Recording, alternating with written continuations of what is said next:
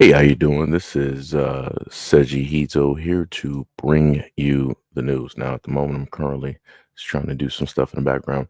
But one of the many videos that I don't know why my voice sounds like that, but anyways, one of the many videos that I brought to you guys had to do with the fact of a lot of these schools having private vouchers. Now, this is something that I didn't know anything about, and I found it to be a little bit weird because I understood that when it deals with public schools and things of that sort, that there were things for those who couldn't afford for them to be able to do certain things such as school lunch or different things of that nature. But oddly enough, you have the rich who are able to get these types of vouchers. So we're going to listen and allow the information to come directly from the horse's mouth because I understand that a lot of people don't want to hear a black guy talk. So we're going to take a look at this information and see what's happening. Musk is a Texas resident, so would he theoretically be eligible to apply for these funds? Yes. It was just announced that Elon has fathered his 14th child. I looked into this, 8 of them are under school age. So let's say he gets a voucher for each of those 8 children. That's over $80,000 a year in taxpayer funds, more than what most teachers make. And so if he sent them to a private school from pre-K to senior year, that's a total of $1.2 million in taxpayer funds for Elon Musk. I mean, anyone's eligible. But Mr. I'll tell you Chairman, what- you're the author of this bill. Yeah, You could limit it to middle class and working class families if you wanted to, but you are allowing, I know Elon Musk is a somewhat humorous example, but wealthy parents, whether they're the richest man in the world or whether they're just a family making over $500,000 a year, they have access to this program. Elon Musk is not in the committee substitute, but So you can keep asking. When you look at Florida, 70% of the users of their voucher program were people who already had their kids in private school. In Arkansas, it was 95%. And so my concern is that if this plays out like I think it will, you're actually going to be taking the tax dollars of plumbers and nurses and working people, and you're going to be subsidizing the tuition of wealthy families who already have their kids at St. John's, St. Mark's, St. Stephen's. So that is a transfer of wealth from the bottom to the top. I know the rhetoric around this bill is around helping working class people or helping poor kids, but your bill does not match the rhetoric. Your bill is opening the door to some of the wealthiest people in the state taking taxpayer funds to do something they're paying for anyway. So we heard that, right? We heard the fact that Elon is about to father his 14th child. That's a lot of kids because, normally when these types of things happen, people want to make the poster child of all of these things to be black men, again, which is a little bit weird. And people try to make it seem like they actually care about the kids, but they don't. But, Elon is a billionaire. So I guess a lot of people, really don't care. The main point is this. You have a guy that is realistically European, or I'm sorry, South African, but because he's in America, that makes him African American. So you have this guy who is an immigrant, who is not an American citizen, who can come here and theoretically, if he wanted to, he could apply for vouchers, which would allow him to, put his kids directly into private schools. That's a little bit weird to me because just thinking about that, Elon couldn't afford that. Matter of fact, he could buy land and start up his own private school if he wanted to. But for the most part, the government has enabled these types of things to happen. It's completely nonsensical and crazy. And as this gentleman said, this is a transference of wealth from the bottom to the top. Just think about that. All the ordinary Americans directly out there that would probably love to send their kids to the best schools, to the best private schools, but yet can't afford it. But yet you have somebody who is a billionaire that could use a system and a program that could decide to send his kids to a wealthy school scot-free off of your own dime, off of your own taxpayer money. That within itself is a crime. That within itself is very interesting. But because, black people have nothing to do with this instance or the circumstance, a lot of people are not talking about it, and a lot of people don't care. This is why you see the motion that you see directly about it. Yo, what is up, Hack? What is up? What is up? So let's go to the next video. That overwhelmingly supported Donald Trump is about to lose its largest employer directly because of Donald Trump's policies. Now, this is Greene County, Tennessee, which is home of Artisan and who is the only supplier of penny blanks to the U.S. Mint. And because of Donald Trump's policy to eliminate the penny, they are on the verge of going out of business, which means everybody there will lose their job.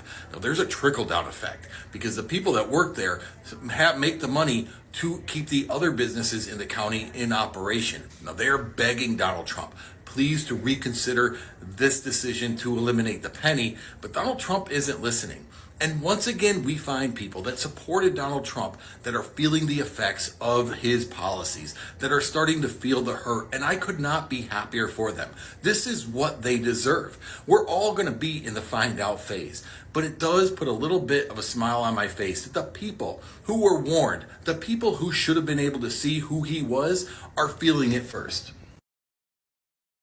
Now, that's some crazy work. Just think about that.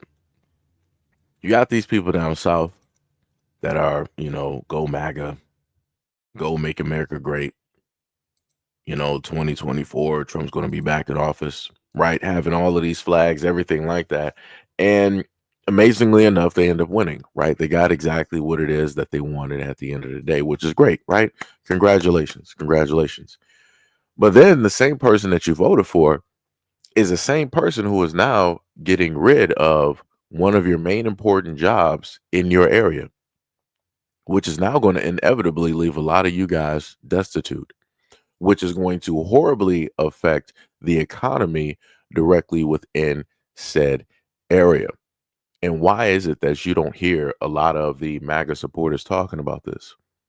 Do MAGA supporters only care if it directly hits their doorstep, and if it's affecting other MAGA voters out there, they're just like throwing their hands in the air saying, Jesus, take the wheel. You worry about it. I got what I wanted. It seems like that's the case, because it's beyond me to know for a fact that you're going to have some of your brothers and sisters, Caucasian people, out here suffering because of the way that you guys voted. And for whatever reason, you guys don't want to be loud and proud about this situation. You guys don't want a correction to take place. And I told you guys before that this is not the first time that America has decided that, hey, we're going to take away the very important jobs from you guys. We're going to take away these factory jobs, the main jobs that you guys depend on, right? Because a lot of Caucasians out there, y'all used to have, like the small towns, coal miners, and all those things. And that went the way of the dinosaur, right? At one point in time in the 2000s, we actually had a lot of factory jobs here. And that slowly but surely started to phase out like the Stone Age. And here we are yet again, watching jobs go away. Soon enough, there's going to be a nice AI revolution that's going to take place. And a lot of the people that sat up there and voted for this administration, they're going to be sitting back and watching their jobs, watching themselves get replaced by AI, by artificial intelligence, by robotics.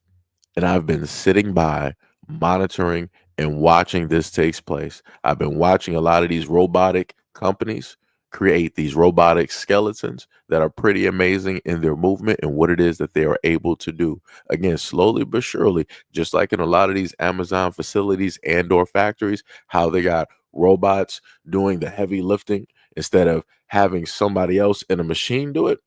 They're going to do the same thing for your ordinary average job. But y'all don't really care because it's not hitting your doorstep. It's not hitting or affecting your small economy where you are yet, but it will. Soon enough, it will. Matter of fact, let's go to another version of this and see how this MAGA supporter fared out. Used to hang there. This was the flag Jennifer Piggott proudly hung outside her home during campaign 2024. We had the flag. I had the shirt. I was a MAGA junkie. A MAGA junkie who thought her government job would be safe with Donald Trump in office. She was wrong. I cried. It's scary, it's a really scary thing. And I was embarrassed. He's a good boy. Piggott was abruptly fired last month from the Treasury Department's Bureau of Fiscal Service, based here in Parkersburg, West Virginia. The reason given for the firings of 125 probationary employees at the Bureau? Poor performance. I had my last review on the 31st of January, and I had the highest rating that you can get on a review, less than 21 days before I was terminated for my performance. You voted for Donald Trump. I did.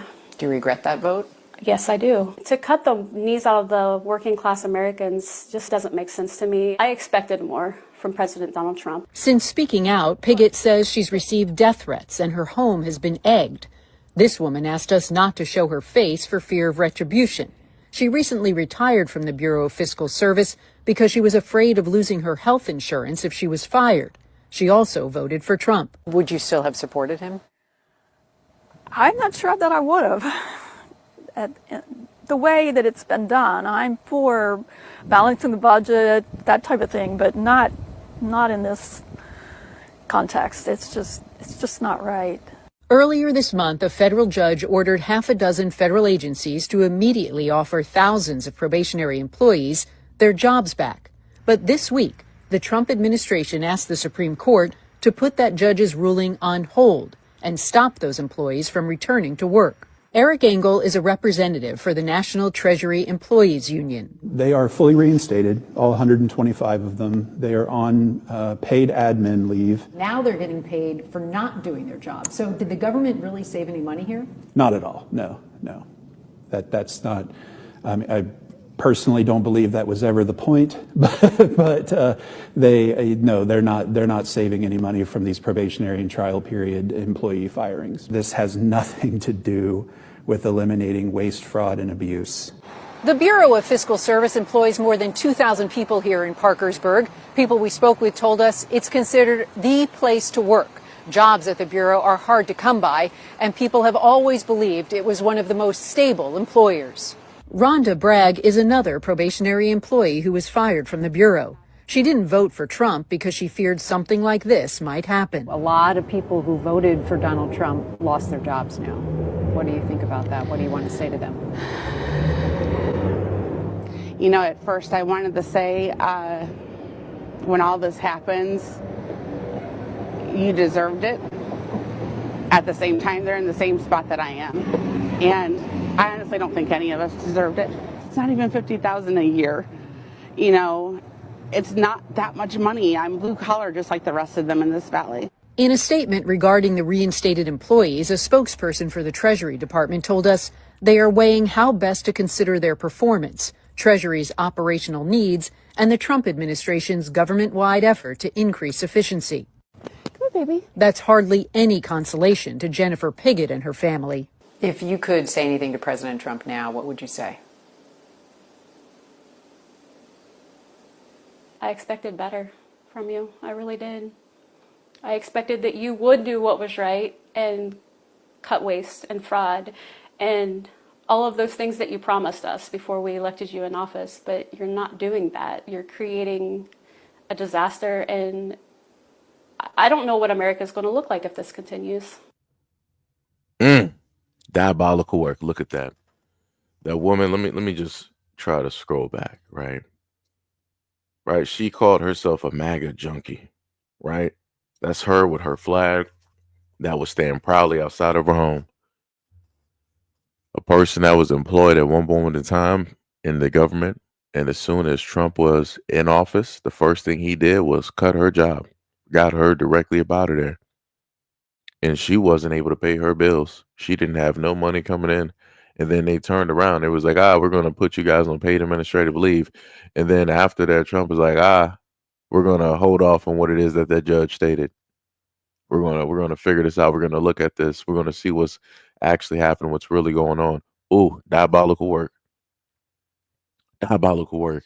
And the hilarious part is that I don't see a lot of Trump supporters online talking about this situation. They're not talking about this problem. They're not talking about how this is literally affecting their people directly out there. And it's amazing to me.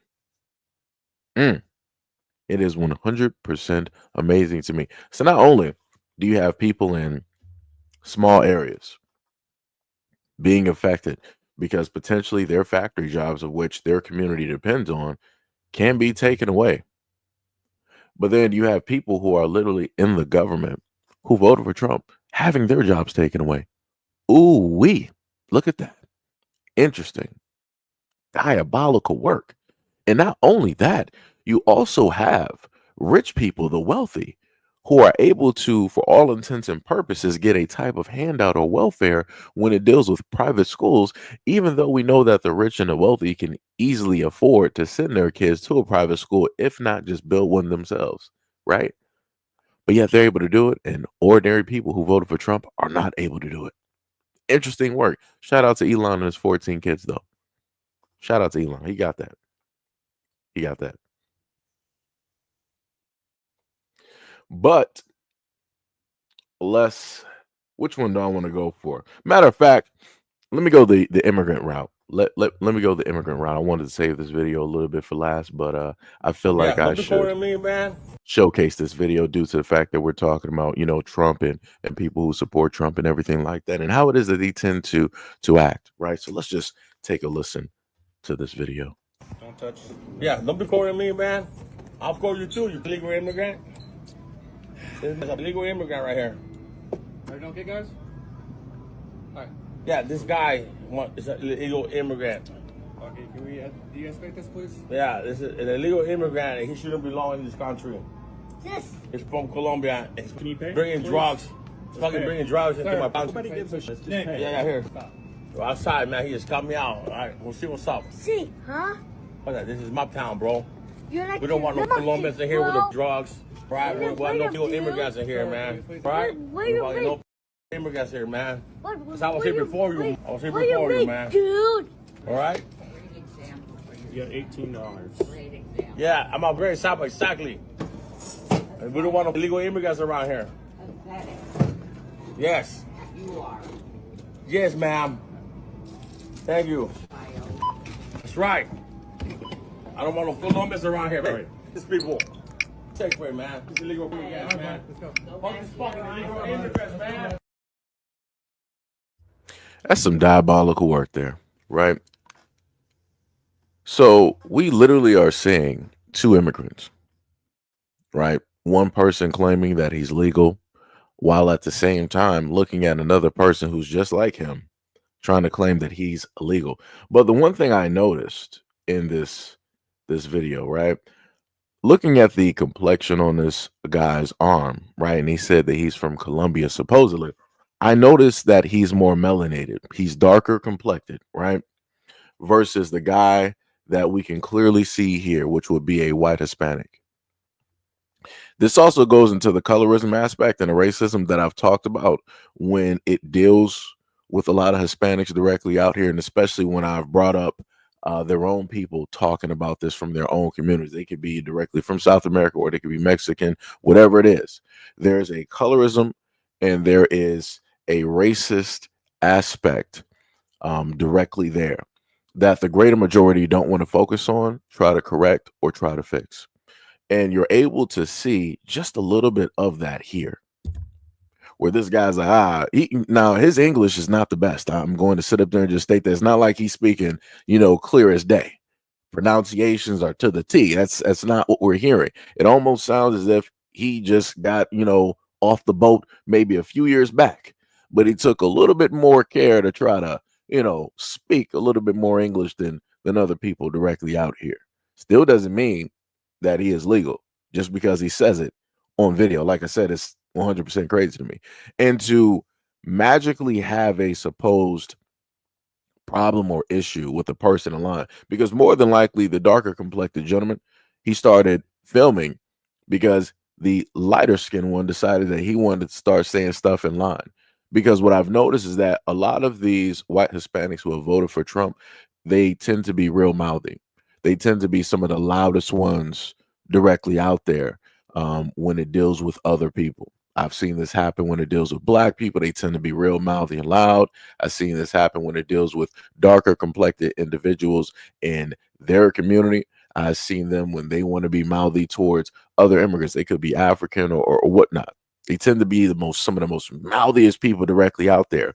But oddly enough, like I've shown you guys directly over time, just like the female Hispanic that owns a business, She said that pretty much 100% of her labor force is immigrants, right? People that look just like her. But 50%, if not a little bit over, are illegal immigrants. And she still voted for Trump, knowing the fact that that is going to hurt her workforce, that is going to force her to have a labor shortage.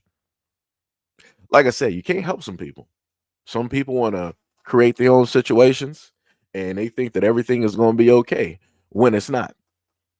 That's some crazy work. 100% some crazy work. And then it's crazy enough to know the fact that y'all both speak Spanish and you're going to look down upon somebody else and treat them a certain type of way because you feel like you made it while the other person just got here and they didn't. You feel like they're taking something from you. That's some diabolical work. But notice how he didn't say out of his mouth that he was going to call ICE. Notice that one though, right? He wanted to run his mouth real tight, but he wasn't talking about calling ICE because I bet you he probably don't have the correct paperworks, as he stated in his video. He was like, I'm more legal than you. Are you sure? Let's let ICE come to the scene and see who is more legal than the other. How about that one? Let's get two birds with one stone. How about that one? That's what I would like to see a little bit more of, since a lot of people want to flash up here and act like, oh, I'm more legal. All right, no problem. Since you want to sit up there and try to clown somebody else that's just like you, that is trying to take the quote unquote same opportunity you did to do better for themselves and their family, let's let ICE situate the whole problem. Right? Let ICE go through, since you're more legal, let ICE situate through your whole family, through your paperwork and anybody else connected to you, since you're saying you're more legal than that other guy. Let's let that happen. Let's let the government actually do the talking. I bet you won't do it. I bet you won't show up. I bet you'll be silent as a church mouse. Crazy work though. 100% crazy work. Crazy work. Crazy work. But now I want to sit up there and show you guys a video that I thought was pretty crazy. And this is by way of Nothing But True Americans, right? And this is, in a lot of instances, videos I would love to actually show all the time about how true Americans tend to treat the kids in their community, especially the young boys. But, you know, it be like that. So let's take a look. More than you can possibly fathom in your wild motherfucking dream. Me too, bro. I'm out here all the time, bro. I'm 300 days a year on the motherfucking water. All right, bro. Every day, I'm the best charter captain you'll ever meet in your motherfucking life. All right, bro. If you cuss me out. Chill, bro. Chill, bro. Please, bro. Don't hit the fucking fire. Please, okay, please, bro. Please, bro. Please, bro. Bro, I'm a kid, bro. Please. Apologize. Oh, I'm sorry, bro. I'm sorry, bro. You're gonna cuss me the fuck out. All right, bro. In the middle of the no, bro. Please, bro. Please, bro. My boat. Okay. Please. Fucking apologize. I'm sorry, bro. That was not me, bro. Yes, it was. I know I was here, but my buddy was on the boat. Back to my yes, fucking sir. boat. I'm a kid, bro. Please, I don't care. You don't cuss me yes, the sir. fuck out. All right. And talk shit to me, motherfucker. Yes. So we heard that, right? And I want y'all to know, because y'all going to end up hearing this in the next video. The guy that wanted to jump into the other boat, that wanted to get into the face of a kid, a teenager, he's supposed to be some type of tough guy, right? He's in the Army, a Marine, or or something like that, right? And you can obviously tell, not giving an excuse, but you can obviously tell people are intoxicated. And when people are intoxicated, they tend to be them true selves, right? Shout out to all the drinkers directly out there that like to get punch drunk, black out, a woozy, all of that good stuff, right? Shout out to them. So now we're going to hear from one of the white fellows that were directly on the boat, right? We're going to hear his perspective and what specifically took place. Now, I want to note also that there are 3 white gentlemen directly on that boat, one of which decided to jump over to the other boat. So explain to me why the other 2 white gentlemen did not protect that kid, why they allowed that guy to jump onto the other boat and potentially do anything that he wanted to do to that kid because he felt irate, belligerent, mad. Oh, you got the audacity to sit up there and holler at me. You want to cuss at me? Apologize. That's some crazy work. And you got two men sitting right there that did nothing to sit up there and protect that kid. And they know that's a kid. They didn't do nothing. But like I said before, let's see what one of the men have to state. Folks, I just want to get out in front of this one. Something happened April 1st on a certain boat, and it went way bigger than I thought it would. So the guy talking is one of the men that was on the boat, and the multiple arrest pictures that you see are the quote unquote guy that wanted to jump to the other boat to confront the 16-year-old or teenager. And I might have had something to do with that. So I just want to apologize right now to everybody that might have been offended by what happened, and I want to apologize to the kid especially. You know, we were out fishing with this cat all day long, and he's been telling us how great he was, and how he's an Army Ranger, and how he's the best captain in Florida. And I hate to say it, but we didn't have a single bite, so we were all drinking all day instead of catching fish like a normal charter would be. And we come upon this kid who he thought he had a problem with in the morning when he blazed through the bridge at 60 miles per hour, which kind of scared me, honestly. And I already had a beer or two in me, so I wasn't that scared. But I was like, that was pretty fast to go through there at this stage. And some kid didn't have his light on, but I don't know for sure if it's this kid or not. But either way, we saw that guy, and then they started talking and jabbing to each other. And I told him, you know, at this stage, I'm sick of this guy. So I told him, I said, hey man, I wouldn't take that kind of disrespect from that kid, man. I'd go over there and kick his ass. And wow, man, I didn't think he'd really do it, but he went over there and got on his boat and threatened the kid. And at this situation, now I'm at the stage where I'm hoping the kid kicks his ass, but no, the kid did not kick his ass.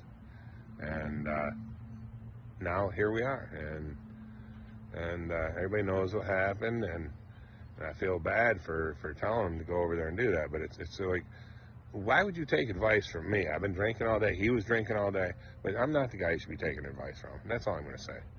I mean, I'll bait your hooks, I'll tie knots and stuff, but I'm not real good at taking advice from.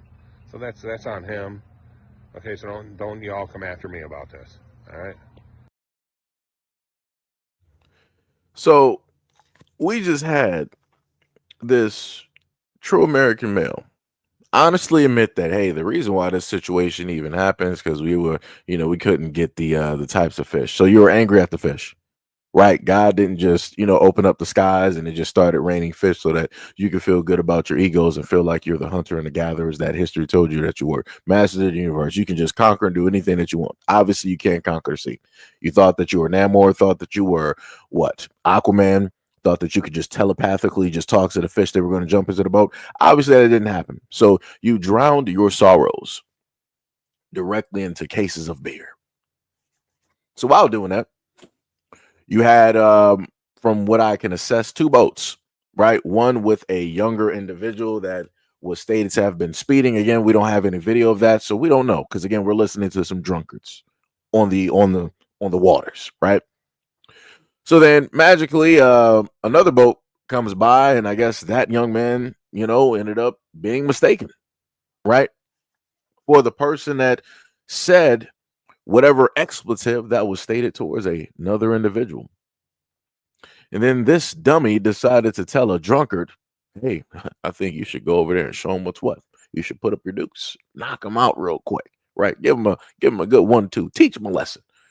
And the quote unquote guy in the military, the army, decided that that's what he was going to sit up there and do, knowing the fact that this guy has had a variety of run-ins directly with law enforcement, which is some diabolical work. 100% diabolical work. Let me see if I can actually zoom some of these up for myself. Obviously, I can't actually. Let's see what we got here. We got one dealing with assault, which is a little bit crazy. You would think that somebody in the military would not be in that type of area. Like, why would you decide that, you're about that life? That's a little bit weird. Right, let me see. Hold on, give me a quick second. Got to zoom in some of these pictures because I made them a little bit too small. Okay, there we go. So we got Brock Horner, right, of Charlotte on 12/31/03, right? He got a felony battery. His bond was $7,500, right? The next one we got is Brock Horner, Charlotte, 4/5/14. DUI, DUI and alcohol or drugs, right? So you're drinking and driving, or you're drugging and driving. Any which way, you still doing and committing a DUI because you're inebriated, right? Your faculties are not there. Your head is not screwed on straight, and you're driving, and you can potentially not only harm yourself, but the lives of other people. The next one we have is Brock Horner is 4/15/03. Possession of a weapon on school grounds. So now it makes sense why this grown man would jump into a boat with a minor and decide that he's going to try to mano a mano, get face to face directly with them, because this is not his first time, dealing with kids. This is just something that he likes to do. But again, they said that this guy is a part of the military. I don't know what type of, what part of the military this is. Hopefully this guy, Brock, doesn't have some type of stolen valor. And I watch a lot of those videos, and I primarily happen to see a lot of guys that look like Brock. They want to say that they're from the Marines. They're from Vietnam, right? They're from the Gulf. They were fighting the Iraqis, the Afghanis, right? They want to say that they had a lot of these tours. They got a lot of these false medals directly on them. Right? Can't even dress correctly to even play the part. Some crazy work, diabolical. And they get called out and caught and arrested. But, like I said, y'all got it. Another one we got is 3/31/2016. Violation of probation or community control. Seems that Brock Horner is actually quite problematic in that community. Quite problematic. And I'm just trying to figure out, why is it that the Caucasians out there are allowing Brock into their community, knowing the fact of the many things that he has done that could very easily take or harm potentially the lives in their own community, on top of the fact that we might be also dealing with some stolen valor. Like I said, that needs to get looked into as well. That background needs to get checked real quick, because you don't need people like that running around while you have actual men and women who put their lives on the line to sacrifice for this country. Don't need anybody like that running around, trying to assault people, right? And say that, I'm a part of the military, all that other type of good stuff, right?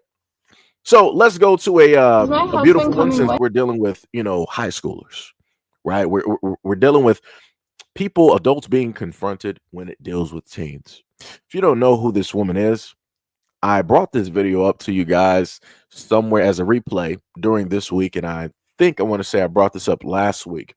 This is the school teacher that is married with kids. She was caught in her vehicle with her 15-year-old student. Imagine that. This woman who has everything. She's married. She got the white picket fence. She has a husband that works. She has kids. She has a nice home somewhere in the suburbs, drives a nice car. But for some odd reason, her adult husband just isn't enough. She needs something more. And she had to seek that from one of her own teenage students. Let's see what she has to state from the back of this police car. Excuse me, is my husband coming with? Yeah, he's taking his phone number down. We're staying in touch with him. We're just going to Downer Grove, so 10 minutes away. No, I know, but I really would prefer that my husband's with me. Of course.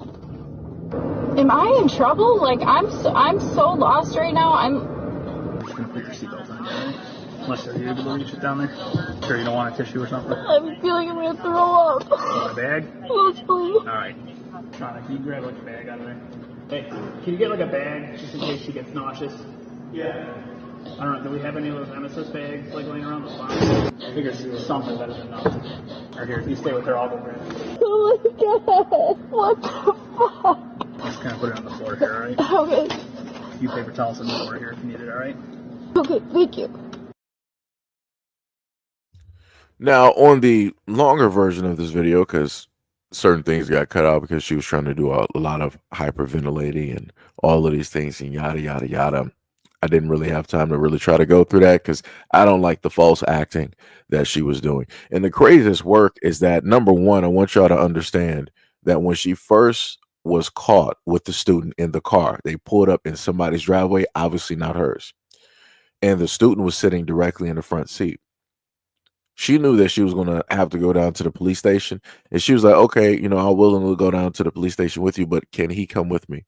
That's some crazy work. You're not asking for your husband to come with you. You're not even asking for, a friend of the family. You're asking for the student that you're seeing, that you're having illegal relations with, to come with you to the police station.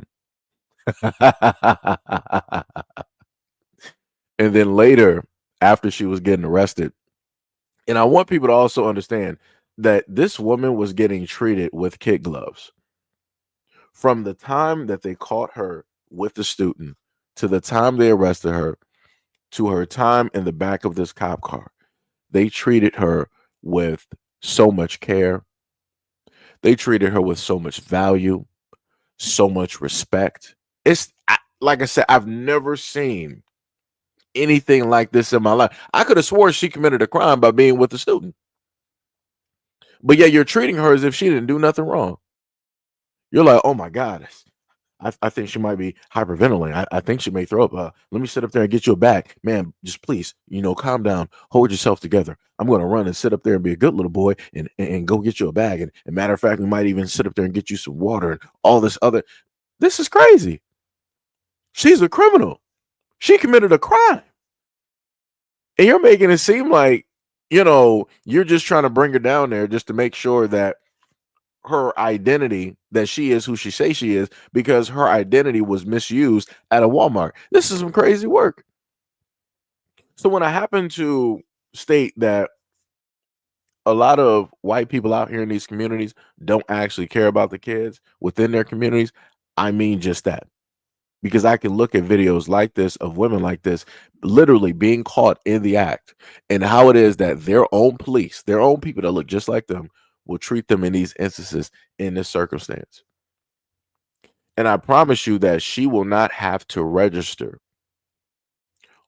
on the offenders list when it deals with this. Because in a lot of instances, I cover these stories with women just like this, who are school teachers, who are caught with their own students. A lot of them don't have to register at all. A lot of them don't even face or have very little time at all. The bill that they have to pay is very little to none at all. It's some crazy work. Like it makes no sense. And you wonder why this is so prevalent within white communities. That's because a lot of the people, from the police to the DA, to the defense, to the judge, the school system itself, that's because they're all in on it. They all know what time it is, and they sit idly by and just allow it to happen. That's crazy. But like I said, whenever I point out these issues and these problems, where I can show the faces of these individuals to white people in their own communities so that they can be made aware of the problematic issues that are there, that are just sitting there resting out there in the open. Hey, people tend to stay silent. People don't want to, look at these stories, right? But they want to posture online on X and everything else and make it seem as though that, hey, we really care about the kids. You literally saw white woman. She was arrested due to the fact of being with a 15-year-old student. And then you got a male previously before that who was drunk on the high seas, supposedly a fisherman, Army Ranger, whatever it is, deciding that he wanted to jump into a boat with the teenager because the teenager supposedly said something. He cussed him out. But yet that's the same guy who was arrested for being on school grounds trying to, probably assault a student. Crazy work. Diabolical. Both of these people, male and female, both a package. Kid gloves. But y'all got it though. Y'all got it. But anyways, let's do a little bit of focusing on what tomorrow is and see what some people got to say. Else protesting with us. We're not the only immigrants. Latinos are not the only immigrants. There's Europeans. There's from Africa. Because we're tired. We've been marching for 400 years. We've been protesting for 400 years and then some. All right? Can I get a break? Look, we don't even give a fuck no more. We try to tell you sneaky, but y'all try to sit up there and pretend y'all was our friends and then went behind our goddamn back and voted for them. So shut up. We don't want to hear that shit, all right? We done with it. We through. We don't give a damn no more. We just riding this out, okay? We just making preparations for our goddamn self. We know who you talking to. You might as well be Pacific, okay? We know who you talking to. We tried. We gave y'all everything that you needed to know. Even our heart, our soul, and our spirit. We said, don't do it. We already knew who we was dealing with. Because we already know some of y'all like to think that you're not like us till you get to smiling in our face. And then when you get out there, you check. You know what box you check. All right, so we don't want to hear that. We tired. Let us chill. We do what we do best. We ride out while y'all keep up for us. Leave us alone. Let us be free, goddammit. You know, figure this out. Go march, do whatever you gotta do. We cool. We just chilling. Let us chill. Please. Thank you. All right, see you Next later. time, y'all should have a committee meeting among yourselves. That way y'all don't collectively do some old stupid again. Right. So we heard both instances, right? You had the Latin woman directly there deciding to state that, oh, you know, why don't y'all want to protest? Why don't y'all want to march? It's more than just us direct. No, sweetheart. No, we don't do that. We don't do that. No. I keep trying to tell people like, hey, however you voted, however you decided, this is on you. Do not ask for people to join. Well, I'm going to be very specific. Don't ask for it. Don't nobody come out the side of their neck and decide to ask any Black Americans to go out there and march for tomorrow. Because I know I'm not. I might sit up there and see what y'all doing online. It ain't gonna be nothing much because ain't nothing gonna happen because you know the police ain't gonna be out there because you're not gonna sit up there and see a sea of Black Americans out there. So there's no reason for them to actually respond to have out the tanks and the dogs and everything. Like I said, for Black Americans, we know how this is going to end, right? As a lot of people like to say about the Bible, as it is written, so shall it be, right? Or however it's paraphrased. So if we know how it's written, we're not going to sit up there and fall for the exact same trap. We're gonna do the complete opposite. Just because you wrote it, don't mean that we got to follow through with that plan. So we're going to be sitting directly at home, right? And we're going to be chilling. People are going to be ordering food. You want to have Black people going out and they're going to be, you know, just sitting up there dancing, spending time with family. Black people are going to be having barbecues. There's going to be some gatherings somewhere, and there's going to be a lot of Black people not at a lot of these things going on. Now, for the others that decide to do it, that is on you. Godspeed. Godspeed. You got it. Because people have been trying to sit up there and warn you since the tail end of last month. As soon as we found out that, hey, there's going to be such and such protest or whatever march happening, try to sit up there and tell people. So can't nobody sit up there and tell me. I ain't trying to tell nobody. Try to tell people. But like I said, if you voted for this administration and everything to take place, this is on you. You need to fix that problem. You need to worry about it. You need to get your friends, your family, whoever got deported. All of y'all need to be out there in the streets. And y'all better be the ones protesting. I don't got nothing to do with this. I don't got to help y'all fix nothing. Because like I said before, a lot of Black Americans tried to tell people, tried to give people the information, and people didn't want to pay attention. And it be like that. So now y'all on the stage of mess around and find out, and y'all done found out. That's exactly what it is.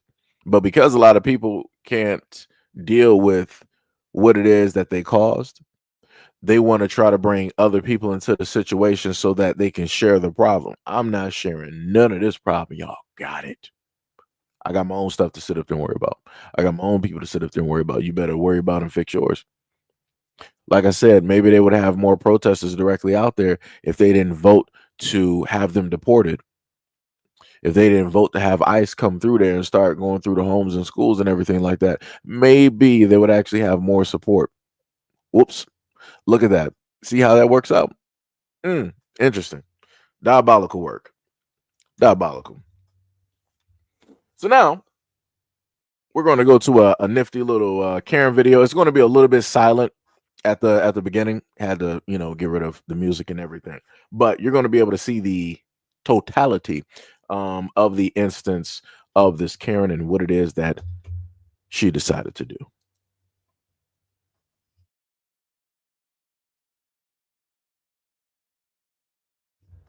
So you see the Karen in the background slowly pacing. She more than likely already knows that the two women there have a camera. Right? So then the Karen, she asking it, are they recording? No, I'm on my live. Yeah, I positioned it this way and then you were right here. Really? Yeah. Okay, I'll turn it this way.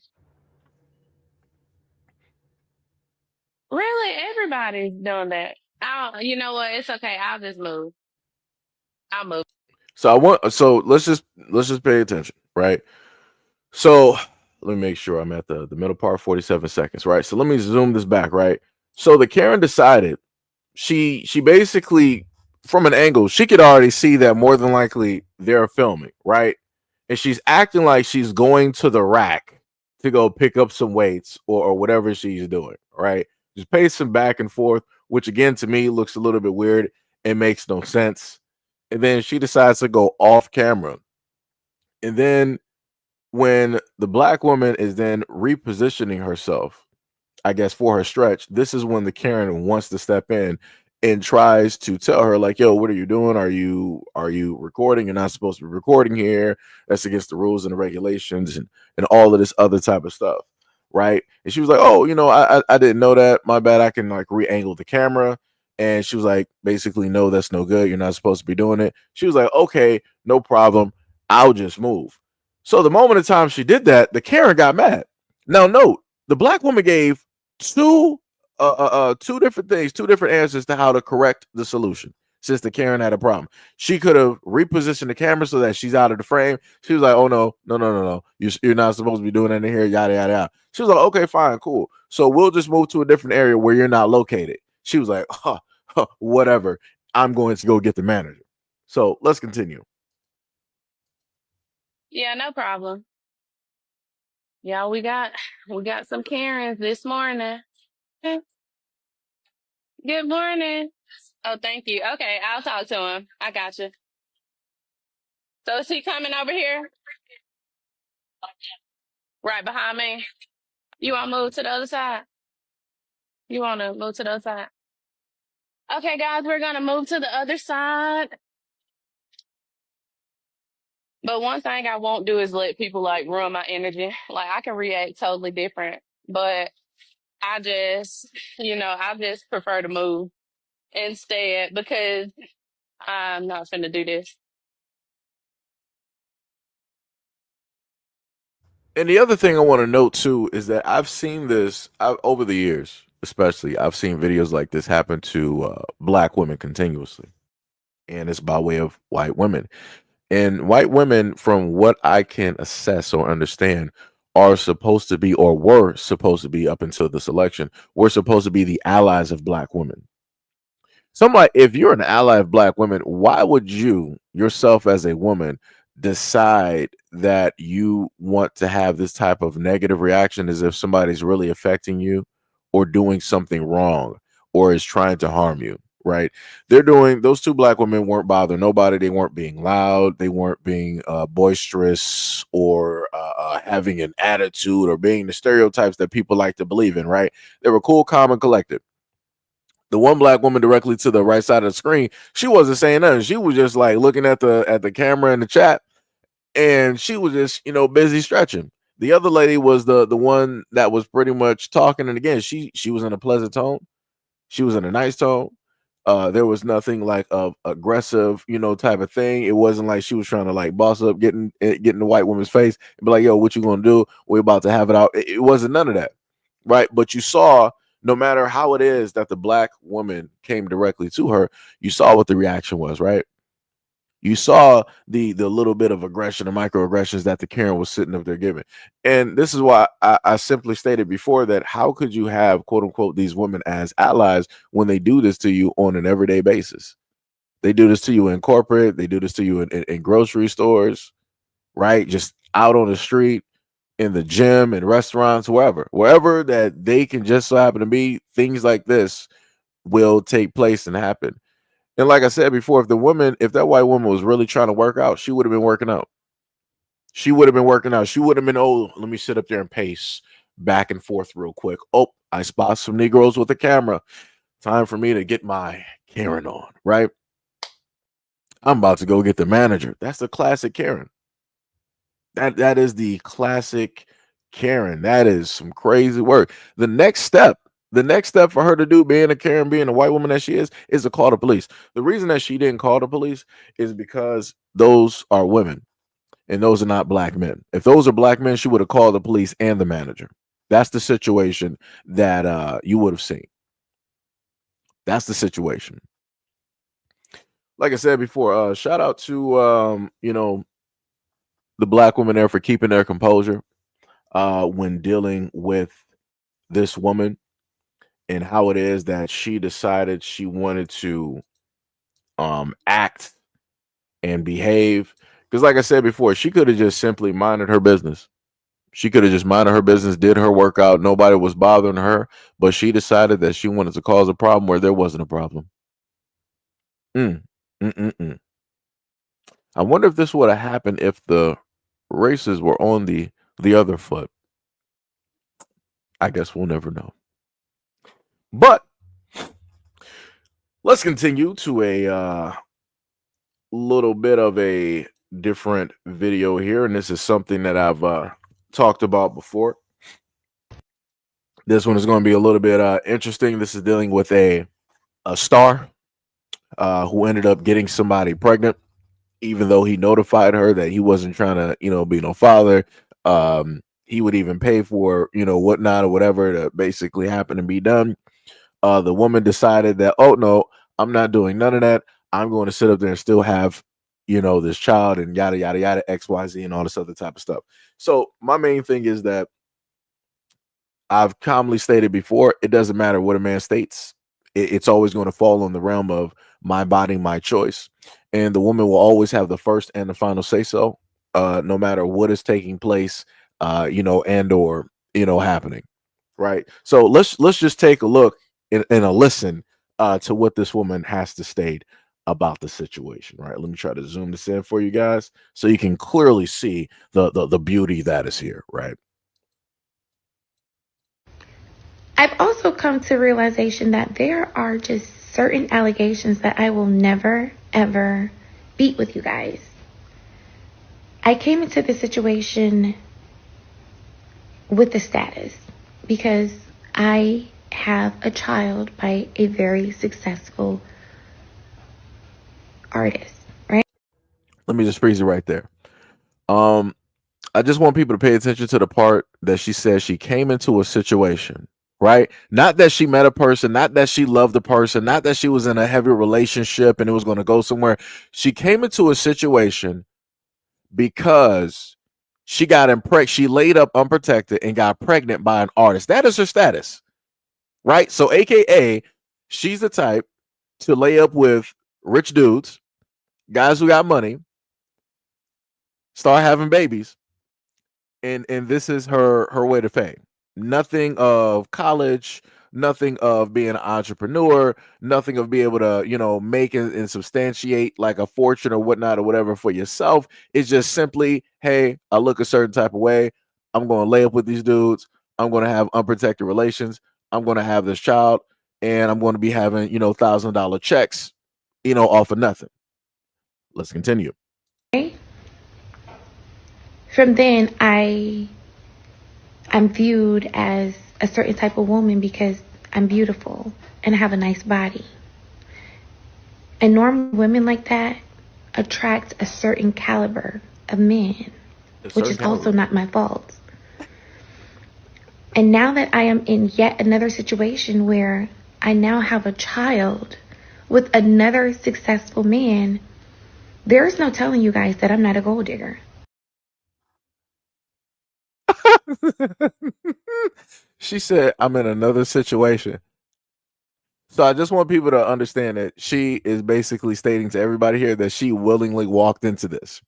It wasn't just a oops, I did it again. Shout out to Britney Spears. It wasn't that. It was that she willingly walked into this because she said that because of her body and because of her looks, she's able to attract a certain caliber of men. Jesus Christ. Jesus Christ. Let's keep going. You guys, it's no beating those allegations at all. The only thing that irritates me is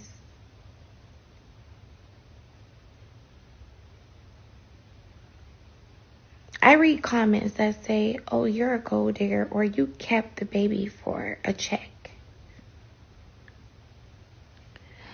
What if I came to y'all's pages, right? So I just want people to understand. She is now making this response because women have been coming directly to her stating that she is a gold digger.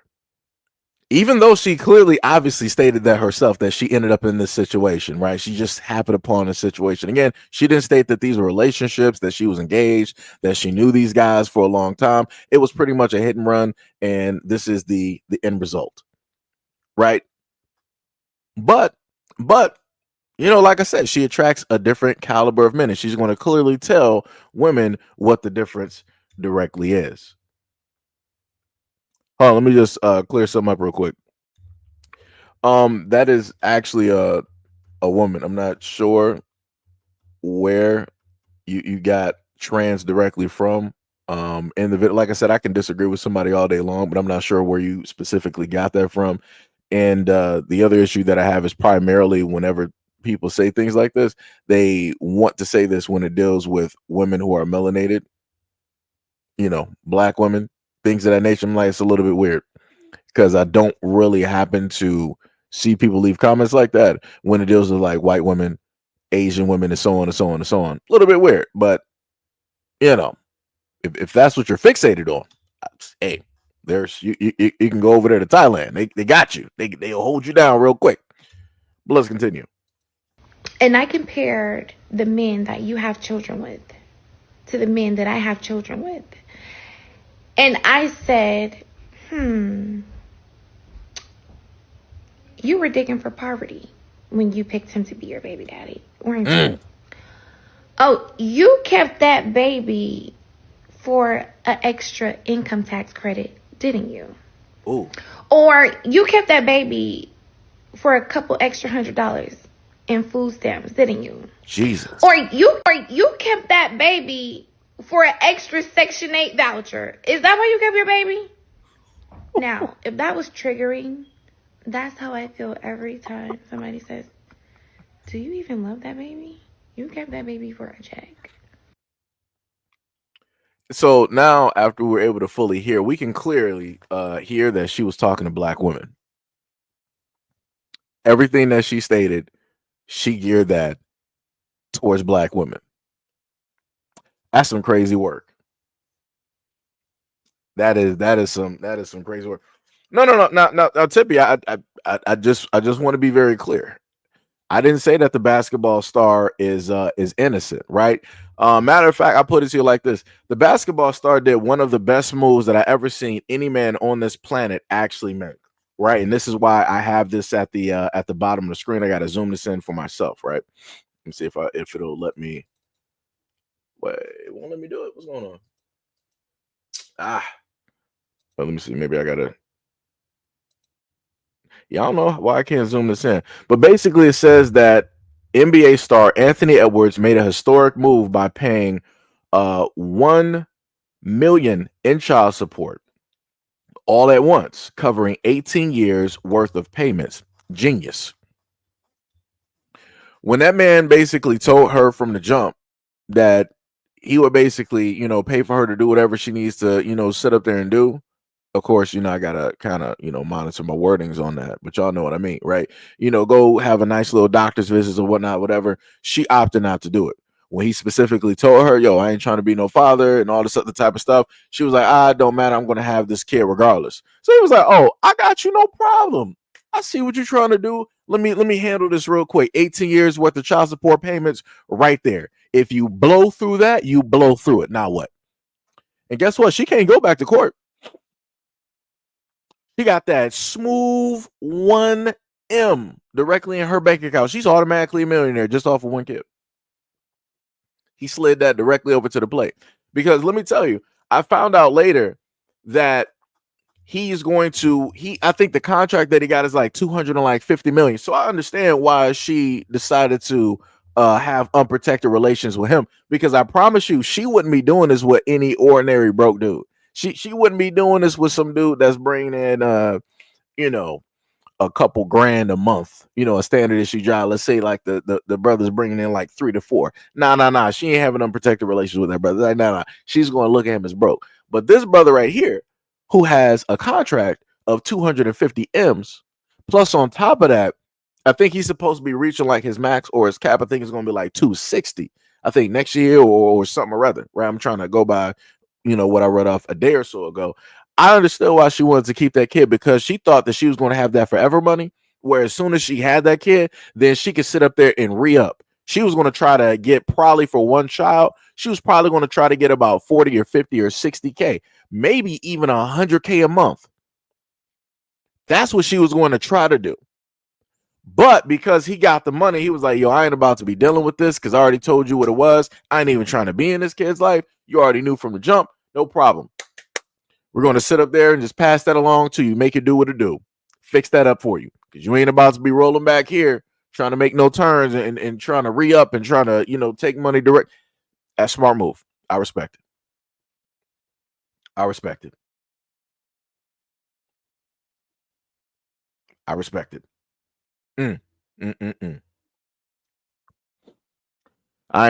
Like I said before, I look at this the same exact way as I look at the things that take place with divorce. People are honest from the jump. He was honest. This is the thing I can sit up there and say. They both had a part to play, but I respect people more when they're honest. There have been too many instances where guys out here will honestly tell a woman, like, let's say even if the condom breaks, he'll be like, yo, all right, so what we're going to do about the situation is we're going to, you know, take a little doctor's visit, because this was not planned. This is not what was supposed to happen. It just ended up that way. So obviously a mistake took place. You know, the condom wasn't strong enough, whatnot, or whatever. So we're going to go to the doctor and have this sorted out and, you know, and taken care of. You know what? A lot of women will sit up there and say, no, I'm going to have my child. Excuse me? The guy is sitting up there telling you at this moment that he's not trying to do that. That obviously the condom broke. We, as the two individuals here that took part in this situation, we need to go correct this situation so that it doesn't become some magical 18-year plan. And a lot of women will opt to say no and still say that I'm going to have my child. And if you're not going to be a part of said child's life, then I'm putting you on child support. What? How what just happened? So what happened to the guy having a, you know, a whole part of that thing? I guess not. I guess not. It's crazy. Yeah, it's some diabolical work. That's why I set up there and said, when it deals with women, it's a my body, my choice thing. And women have the first and the final say. You could be a man and you can have parts directly in it. It don't matter. It's about what she wants to do at the end of the day. Just like there's other stories directly out there where some things are maybe about to happen, and a woman is like, all right, I don't want to sit up there and do it. So a guy basically, you know, pulls directly out and he leaves. You know what that woman can then turn around and sit up there and say, which has happened before, and there's been news stories about it. She can then, after she said that she doesn't want to do it, guy basically, you know, pulls out and stops. And I'm talking about, this is in the middle of stuff taking place, right? Things have already been, friction is already, you know, down and everything, right? She decides, I don't want to sit up there and do this. The guy respectfully is like, all right, no problem. Let me, you know, get my clothes and let me just leave.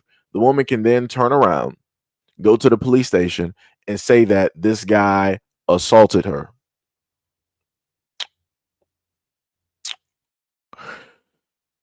So this is why I don't really feel sorry when I hear a lot of stories like this, when it deals with the whole thing of people getting pregnant and different things of that nature, you know, because there's a lot of intricacies that take place, because there's a lot of times that men are actually honest about the things that they want and the things that they don't want.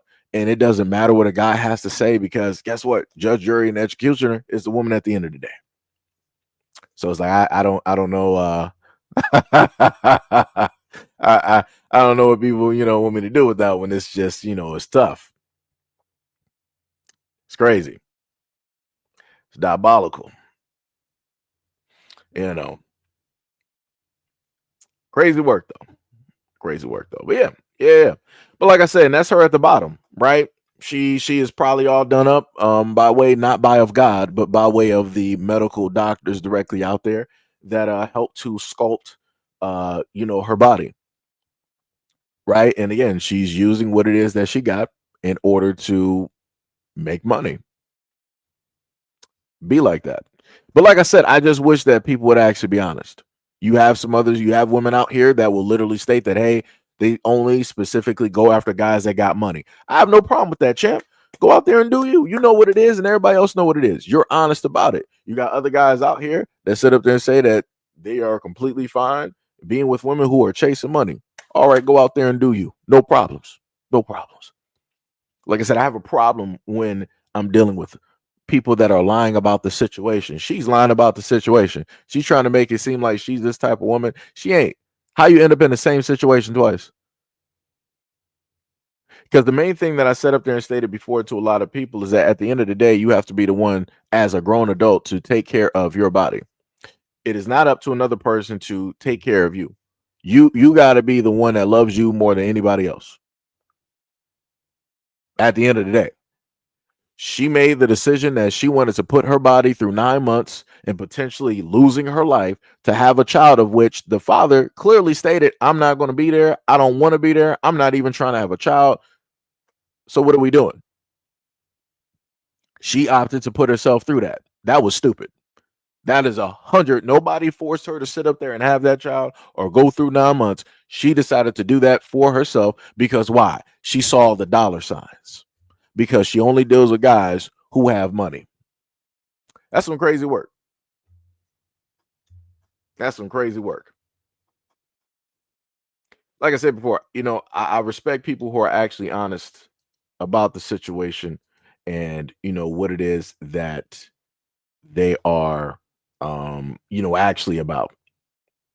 She is not one of those people.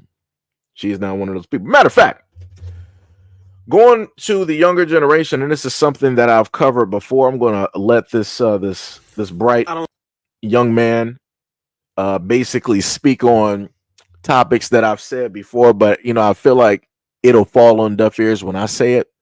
So a younger man that is obviously early on in his life is going to speak on either things that he's seen or experiences growing up in the black community. So let's just take a listen.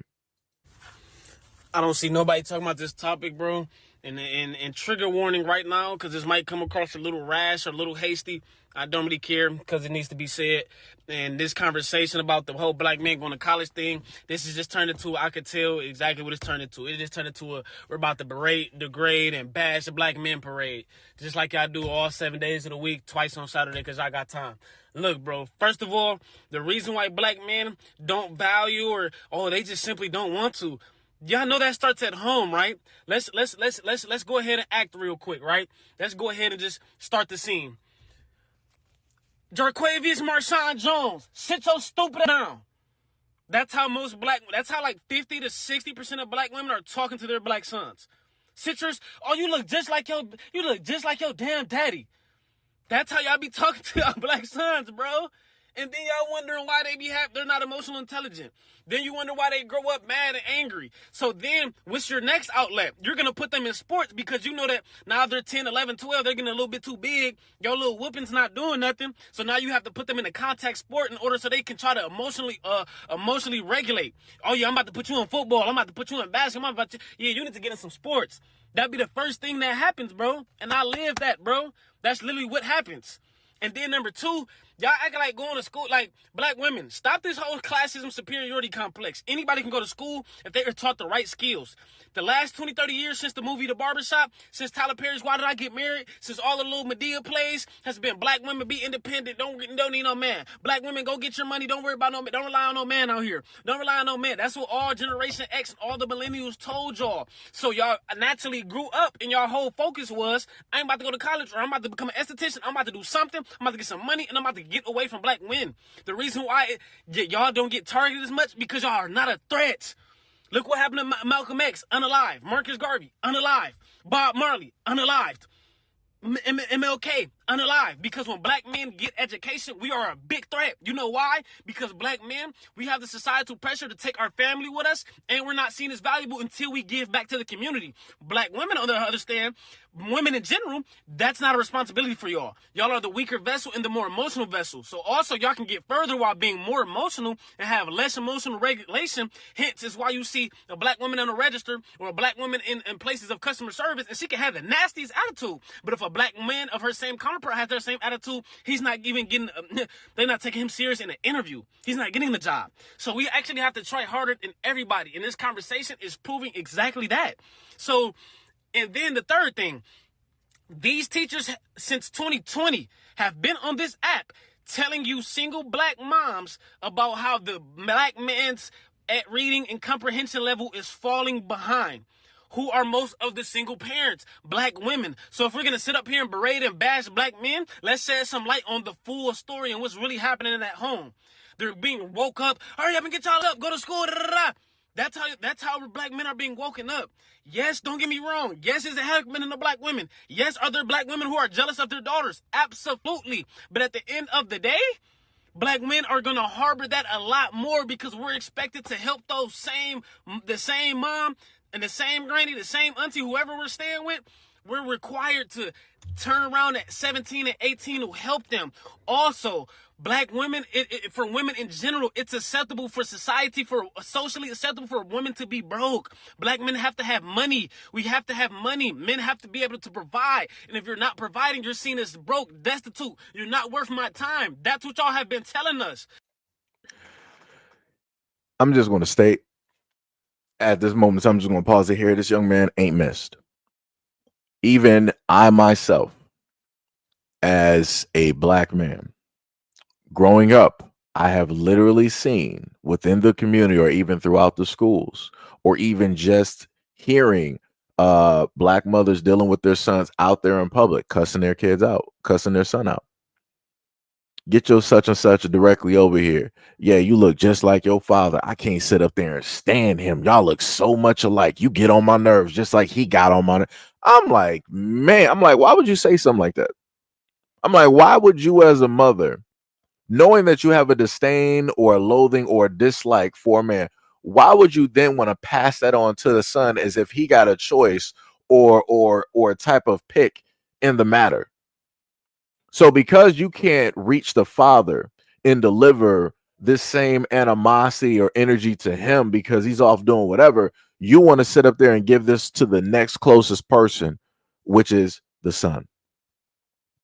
And as he stated before, the son is the same one that's supposed to deal with all of this from when he's born to when he's 18 or maybe a little bit older. And then he's also supposed to be the one to help out and protect the women in his family when he gets the utmost disrespect in a multitude of ways. So as he stated before, you got a lot of black women that have grown up, and I've said this before, you got a lot of black women that have grown up on all of this, these social media, these talk shows, and primarily the talk shows will sit up there and say that, oh, out of all men out here, they'll be like, black men ain't this, black men ain't that, yada, yada, yada. They ain't the fathers, they ain't the protectors, they ain't the providers. And like he said before, this is when black women have looked at themselves in these different forms of media, and they'll be like, okay, I'm about to get my college education, I'm about to do this, because obviously there are no men in the black community. So I'm going to go where the men actually are. I'm going to go where the education is going to lead and take me so that I can be happy, married, and have my kids and yada, yada, yada. Right? Because just like he said before, if you're a black man and you pretty much not making nothing, let's say a standard issue job, or you're just broke, guess what? To black women, you are meaningless. You are a less than. You are non-existent. You are not there. You are worthless. And these are not just words coming from me. I'm on social media every single day and I see ordinary women. I'm not talking about celebrity women. I'm talking about ordinary women looking on Xbox. I'm not Xbox. Looking on TikTok, X, YouTube, IG, Facebook, and I see these exact same comments. I can look through the threads of women talking about the relationships that they've had with a variety of men, saying the exact, they're worthless, they ain't this, they always broke, and da da da, all this other type of stuff. Like I said, it's some crazy work. So, like I said, throughout the media and throughout these times, you've had a certain type of position that people have been placed in.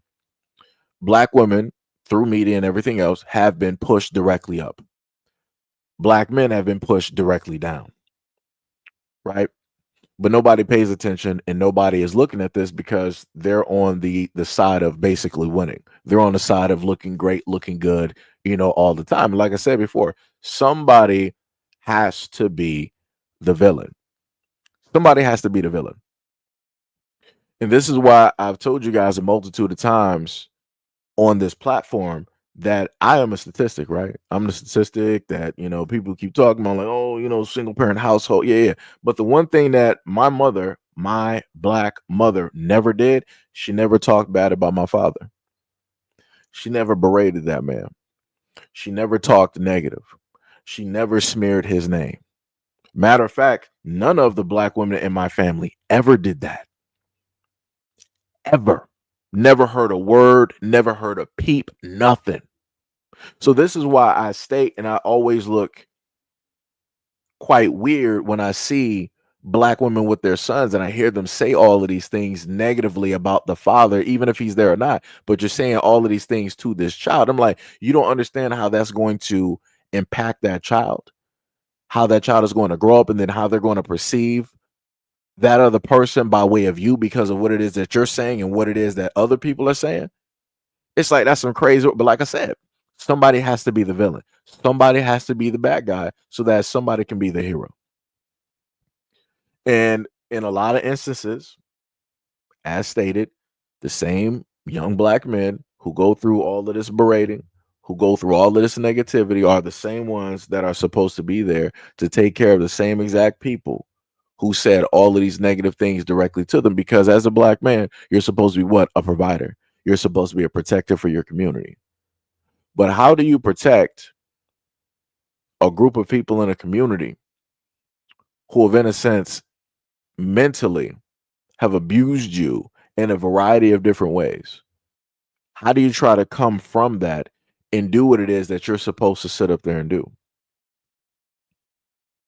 Like I said, women don't have to really think about that because that's not a main thing that they really have to like fixate on and all this other type of stuff. Because I put it to you like this. I've watched my grandmother, for at least during the time that she was here, talk to my aunts. And the things that she would say to them will be completely crazy. It will be completely disrespectful. It will be in ways to sit up there and devalue them. So touching on the fact that he said before that, yes, you do have Black women that say things to their daughters. They do, but the funny part that happens, somehow, some way, the women, they'll get over it. They'll still find a way to, I love your mom, this, that, and the third, all this other type of stuff. Right. But on the end, when it deals with the males in the family, you don't have the luxury or the ability to basically argue about the situation, try to make your point about the situation, try to correct. It just is. Whatever that woman said is whatever that woman said, and it has to be true. So you got to deal with it, and you still got to protect them at the end of the day. You still got to provide for them at the end of the day. You still got to make it do what it do at the end of the day. No matter how it is that they sit up there and talk to you, no matter how it is that they sit up there and see you, no matter how it is that your image is torn apart by way of a multitude of media of which you yourself don't even control or write. Let's continue. So now it's all of a sudden it's a surprise when junior year come around and SATs come around and apply for college come around and FAFSA applications come around. We don't know how to do none of that. We don't have an ecosystem to help us do none of that. Do y'all understand that? And then, like I said, there's no emotional regulation. You didn't have any black man in your hood, in your society, to see them pay rent, pay bills, and do this, especially legally. So, of course, we're not going to be able to achieve the same things that y'all have, though, while being in the same household or in the same communities. Don't you get it? It's very simple. If you have your same-sex counterpart in the home playing their part, it's going to be way easier to do that because you've seen it. Humans are visual creatures. We're creatures of habit. So if we didn't have a black man there for 18 to 21 years, why would we just wake up junior year and just be able to start doing all this magnificent stuff y'all talking about? We keep talking about college and graduate programs. We have to start at K through 8 first. We ain't even about to get to high school. Let's start at that. Black men have the highest dropout levels for middle school and high school, but nobody's talking about that. Who's responsible? The same black women that were responsible for laying down, having said kids with these men. So we're not about to sit up here and just try to bash black men, or they just simply don't want to. Well, in therapy, the first thing that they teach y'all black women is y'all the highest, y'all number one in therapy, and y'all number one in degrees. Well, you should know that that's not the real answer. Clearly, there's a deeper answer why he just doesn't want to. It's because nobody has seen him wanting to. Nobody has pushed him to want to. And black men are seen as, you need to get money first, ask questions later. That's how success is marketed towards black men. That's why most black men, we do grow up listening to rappers. We do grow up listening to athletes. We do grow up listening to entertainers because that's what's marketed to us. What's marketed to black women is be strong, independent, and do not rely on a man for nothing. And when you get your wealth, keep it to yourself. So yes, it's completely different. Black men are a threat to the white infrastructure because when we get success, they know that we're going to bring our wives with us. We're going to bring our kids with us. We're going to bring our bros with us. We're going to put everybody on. We're going to put the community on. When y'all get success, y'all hoard it, and then y'all start having a superiority complex of classism. He's right. So let me put it to you like this, right? Even though I can disagree with a lot of rappers directly out here, right? And I'm pretty sure a lot of people in the black community can disagree with a lot of the things that rappers rap about and talk about and all this other type of stuff. And again, we can deal with the lyrics and everything and the content on a different topic. The one thing that I've always admired about a lot of rappers, I'm talking about the black male rappers, they always put their family on. They put their families first. So you'll see like their moms, you'll see like their pops, you see their grandmother, whoever in the videos, right? They'll even throw their families directly in there. They'll get their boys from off the street, but like, yo, bro, you don't got to do that no more. I'm already on. I got like 4 million, no problem. We all about to sit up there and, move somewhere else. We're not about to be we don't got to do this no more, right? You don't got to be out here on the corner. You don't got to be ripping and running through the streets, right? There's no reason for you to potentially get another strike and end up in prison and never be seen ever again. You got a lot of black men out here. Again, I can disagree with the content of the rap all day long, and I can talk about those lyrics for a different video. But the fact of the matter that every single time that I've seen black male rappers out here, they always pull their guys off of the streets. They try to put money in their pockets so that they don't have to be hungry, so that they don't have to go back out here like, oh, I'm about to rob this. I'm about to break into this. I'm about to commit a gun crime here. I'm about to be selling. Nah, they make sure that them dudes have some type of form of money directly in their pockets. And then the other aspect that a lot of people don't look at is the fact that when that black man that made it is feeding those other black men, now those black men can have that type of confidence, like, yo, I'm actually like, I'm a man now. Like, yo, I'm able to help out, my family. I can take care of some, responsibilities. Like, yo, I ain't looking like, some type of bum out here. It's a whole positive thing that takes place, that happens. And I can primarily tell you that these are the things that I've witnessed when it deals with black men who make it, when it deals with rap, right? Now, in the other instance, when it deals with black female artists, that's not the things that I just so happen to see. That is not what I'm seeing. It again, it's not the same instance because we're growing up in different structures, right? So you don't have to, in a sense, see a black woman as a female rapper, be like, all right, I'm about to put like 50 of my girls from the block. No, because they all probably got like college education. They probably an entrepreneur. They might have a corporate job, right? They got some type of education level, right? Versus the black men are out there in the streets. It's way different.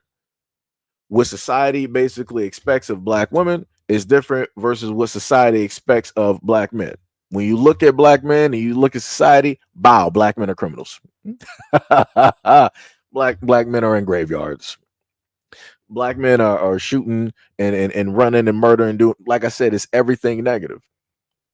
When it deals with black women, it's like, all right, she's a single mother, but she's working on her education, right? She's a single mother, but she is creating a way for her and her kids by way of social media, right? She's a single mother, but she is becoming an entrepreneur or self-educating at home.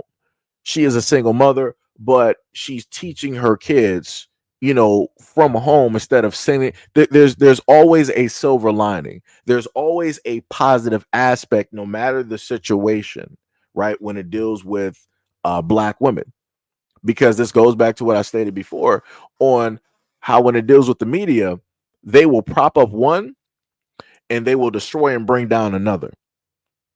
So this in turn is why you have a lot of women out here who are educated. They look down severely on black men. When I mean severely, I mean severe. And like I said, I've shown these videos off before, and I've brought you guys these videos, and I'll let you hear it directly from the horse's mouth a multitude of times. And like I said, I don't know what to really tell people. A lot of instances I'll see black men make it and they'll try to put other people on. Other instances I will see black women make it, and it's like, yeah, I'm going to be the only one that's rich out here. I'm going to be the one that's the billionaire directly in this group. I don't know what y'all going to do. Maybe I might throw you like a little toy from a Happy Meal, but you're going to sit up there and figure it out. I'm like, that's crazy, because I've seen more instances of black men who are in rap trying to hand over the keys to success to other brothers directly out here so that they could copy the exact same blueprint and make it and put their people on. I can't sit up there and say the same thing in reverse. Like I said, going back to, what this young man stated, but let's continue. It's not the same. So don't try to get on this app, bro. We're not about to do that, bro. And like I said, it's trigger warning. I don't care about how you feel. You can put your thoughts in the comment. I don't care. But this will be the last video I'm posting. And after this, I'm just about to sit on the sidelines. Because this is crazy. And it's lunacy. Trying to just act like black men we're just all lazy and stupid. It's insane. When y'all know damn well in them inner cities, when them kids getting off the bus, who are they listening to? King Von all day. These women don't have the emotional availability because they're a single parent taking care of 3-4 kids. They don't have the time to sit down and have a one-on-one with their son. What are y'all talking about? Just acting like wake up at 16, all of a sudden like, yeah, bro, I'm not trying to do this school. Let me see. Pablo, first of all, let me see what you say. You said, sounds like these guys you are talking about need more attention than a female. Being an outstanding citizen shouldn't be recognized this is the thing that I want you to understand. Pablo, you don't even sound black. You don't even sound black. You're talking on a topic of which you more than likely don't even have an understanding or an inkling. I'm talking directly as a black American male growing up in the black community and understanding the experience from the perspective of a younger black male. Like, what are we even doing here? Like how first you try to interject, the light of God in here, and then you're trying to sit up there and say that these guys are looking for this is a conversation dealing with black people. Why even talking? What are you even doing? Like, what are we doing? It's cool that you want to watch, but why even trying to talk? Like, this don't even make any type of sense. Like, you have no bearing on this situation at all. I can talk from the experience of a black man to follow up with what he's saying. You're not going to have any understanding. You're like, oh well, as a citizen, we're not talking about it as a citizen. We're talking about as black Americans growing up in America, growing up in the black community. What are you talking about? What are you talking about? That's crazy. That's some diabolical work there. Like I said, some of y'all need to learn how to actually stay in your place, like real quick. Like I said, I don't got no problem with people wanting to sit up and watch the videos, but in a lot of instances, for certain conversations, hey, y'all need to sit up there and just stay quiet. Stay directly in the background. Stay directly in the background. Just watch. Just understand and learn from that perspective.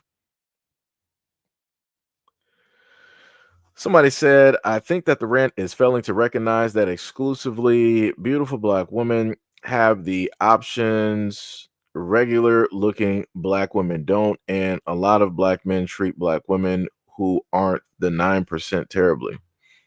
What are we talking about? What are we talking about? Wait, what? I'm a little bit confused. What are we talking about here? Like, you do realize that there are a variety of women. There's a variety of black women that are not like a 9 or a 10, and they get attention just as much, if not more, than the 9s or 10s. Like, what are we even talking about here? You like you have you been to like just like to the hood? Have you been to just like a middle class? I've been in both, and I've seen standard issue black women, girls that sit up there and get attention from guys. Like what? Like what are we talking about? like I'm a little bit.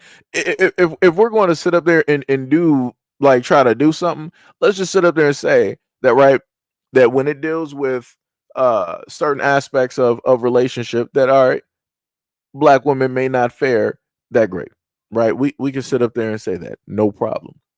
But don't try to make it seem as though that if a black woman is not a 9 or a 10, that she's just getting treated horribly. Nah, that's just a lie. Because trust me, I done seen a variety of dudes with a variety of women that are not nowhere close to a 9 or a 10. And a lot of those women are either in long-term relationships or they're married. Just because a woman is a 9 or a 10 doesn't mean that she is mother material. Doesn't mean that she is worthy of marriage, worthy of being a wife. Like I said, I've seen tons of beautiful women out here, but they got some of the ugliest souls. Like I said, beauty is not everything. But if that's what some people want to focus in on, then it is what it is. But yeah, that one just seems a little bit crazy to me. Miss Ivory said, "What about the black women that are?" Let me see. You said, "What about these black women that are rich entrepreneurs trying to put their man or?" Wait, let me go back to your continuation. She said, "The rich women that are trying to put their man and husband on, and they hurt / in them." In those rare instances, those just so happen to be those guys. I mean, I can say the same instance for the rappers that try to put their own people on, right? Their own guys. And lo and behold, it be some guys in their circle that'll sit up there and take them out. I've covered that within like the last like 5 years, right? You got black men, rappers that want to put somebody from the hood of one of their boys on. But because the rapper got quote unquote more light or more attention, that dude is like, man, what you trying to do ain't enough. I'm about to just sit up there and take everything from you because I don't got it. So if I don't got it, I'm going to sit up there and just steal it so ain't nobody got it, right? And I've covered that a lot of times. I've covered that more instances and seen that in more instances than what it is that you're talking about. Not saying that, again, not dismissing it, not saying that it doesn't happen, because those things do happen. But within that, those aspects of that guy that they're with that decided that, oh, well, I'm jealous of you, there are signs and symptoms. There are signs and symptoms. I done heard stories like this too many times. And the women who end up surviving have stated that there are signs and symptoms of when it is that guys like that start to get a type of jealousy or an inferiority complex or this, that, and the third. But for whatever reason, they opted not to pay attention to that. And again, I can't explain it to you. Maybe they were blinded by love or something else, or maybe they were just focused on something else. Situational awareness was just complete. Like I said, I don't know. But I can sit up there and tell you that more times than not, I've seen black males try to put people on, and then those same people that they tried to help ended up taking their lives. It don't matter if it was on a freeway. It don't matter if it was at their house. It don't matter if it was at a birthday party. It don't matter if it was at a concert. It don't matter if it was at a gathering. Somehow, some way, somebody out there is going to be jealous and take them directly out because they don't like the fact that they're getting the attention that they feel that they deserve.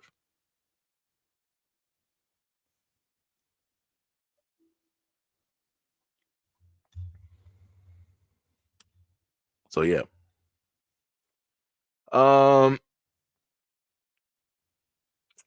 Julian said, "Who aren't nines and tens? That special treatment only applies to them, and the rest get treated terribly. Being a black woman who is beautiful is the same as being a rich black dude." Is what I'm saying. How is that the same? That don't even make sense. The only like because this is the aspect. This is the area that I got to go directly into. The main people that are chasing realistically the rich black dudes, number one, are going to be the gold diggers. And number two, well, technically neck and neck, number one and number one are going to be the gold diggers. And number two are going to be white women. That can be interchangeable. Everybody else is pretty much dead last. Because usually when it deals with the black man actually being rich or having some type of money, usually depending on how he looks, he's not on a lot of women's radar. Because again, looks do matter. And if the dude don't look a certain type of way, if the dude is, looking like Bubba Gump and he got money, trust me, you're gonna have a lot of black women out there not trying to sit up there and chase him down.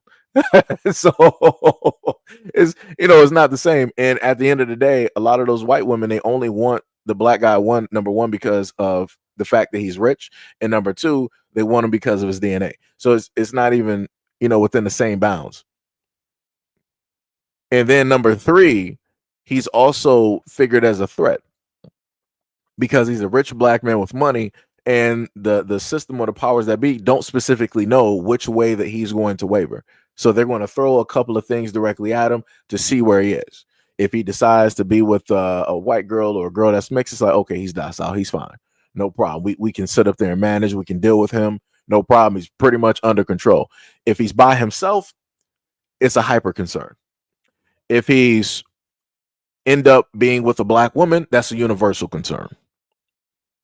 Now, on the same aspect that you were trying to state, when it deals with a black woman being on the same level as pretty much in comparison as a black dude that's rich, black woman who is beautiful is not automatically deemed or seen as a threat. Now, yes, you will have pretty much the whole world directly after her. Yes, that will sit up there and happen. Men of all races will be like, that is a beautiful woman. But realistically, they wouldn't be with her for marriage. They want to be with her to lay down, right? They want to be with her just to say that they got her as a type of trophy. It's like, I got this beautiful black woman directly on my arm. Look at the type of man that I am, right? You're going to see, trust me, I've seen a lot of white dudes that don't look like nothing, but they got money and they got that one black woman on their arm and their chest is just fully out. You would think that they were Superman. You would have thought that they were Hercules by the way that they're walking, directly around. But like I said, at the end of the day, a lot of those women, a lot of those women who have those type of looks and that beauty, they don't really have that happy ever after. I tend to see the happy ever after with ordinary average black women. A lot of the quote unquote beautiful black women, let's look at social media. How many of the quote unquote what would be considered beautiful black women, how many of them are actually married? They might be very successful. Like I said, not taking that away from very successful, clapping it up directly for them, right? Beautiful and successful. But how many of them are living that fairy tale that they were basically raised up on, and that girls were in a sense taught? Like, you get your knight in shining armor, you get married, you have your beautiful family, your kids, you got your white picket fence, you got your home and everything. How many of them are actually living that? Not really a lot of them. They're just out here just dibbling and dabbling with dudes and having relationship problems with dudes because they keep dibbling and dabbling, giving over their energy, giving over their souls, giving over their bodies, and then turn around and doing what? Complaining to black women that, hey, these guys ain't this, these guys ain't that. So it's like the beauty part ain't really all it's cracked up to be. And like I said before, trust me, I done seen a lot of beautiful women. I done seen some beautiful girls in my day going through school, and a lot of them have some of the darkest souls that you will ever see in life. I know for a lot of women don't really understand that because you're not coming from the aspect of a man. So you're not really going to see that because you're looking through the lens of that beautiful woman and what it is that she's able to experience and a life that she is able to lead because of the beauty that was blessed upon her. But like I said before, beauty is not everything. There's a lot of average women that are beautiful. that are beautiful both internally and externally, that are very awesome individuals, right? That are great human beings to be around. But when it deals again with the nines or the tens, that's just not the case. Like I said, beauty is not everything. Beauty fades. Beauty fades. Um, you said I'm speaking from a societal standard on how black women are treated in comparison to black men that are complaining in the video about how they are treated. But see, this is my so for Julian, like I said, I have no problem with the conversation. Conversation is cool. Everybody's being respectful, right? Now, this is my question to you. Why is it that whenever black men such as myself or young black men such as this young fellow here, why is it that whenever we get online and we give our points of views and our experiences and our grievances, that magically there has to be some type of comparison? So to say that, okay, you guys, yes, black men, you go through this, but it's not worse than what us black women have to face. It's not on the same level as what us black women have to face. Like, why does it have to be some type of competition? That's the thing that I don't understand. Right. And this also is the other reason why, a lot of black men just in general don't talk about their experiences. Right. This is why a lot of black men would rather just like, all right, I'm going to stay to myself. I'm going to just like, get like high real quick, or I'm going to start, looking in the bottle real quick. This is why you have a lot of black men that are like, all right, I'm just going to start dibbling and dabbling with, multiple women, right? Because I don't have an actual area to voice my concerns or my point of view without it being looked at as a form or a type of attack, to say that we go through this more and you go like like I said, it's this, and I'm going to put it to this other aspect as well too. This is why in relationships a lot of black men don't want to talk. This is why they don't want to speak, because a lot of black men, if they're honest, can state that whenever it is that they've come to their significant other that is a black woman and come to them about grievances or this, that, and the third, what is it that we normally hear? Oh, but yeah, I understand what you're going through. But I, as a woman, I, as a little girl, walking through life as a woman, I've had to go through this. I've had to go through this. I've went through this a lot more. And I'm like, all right, you got it.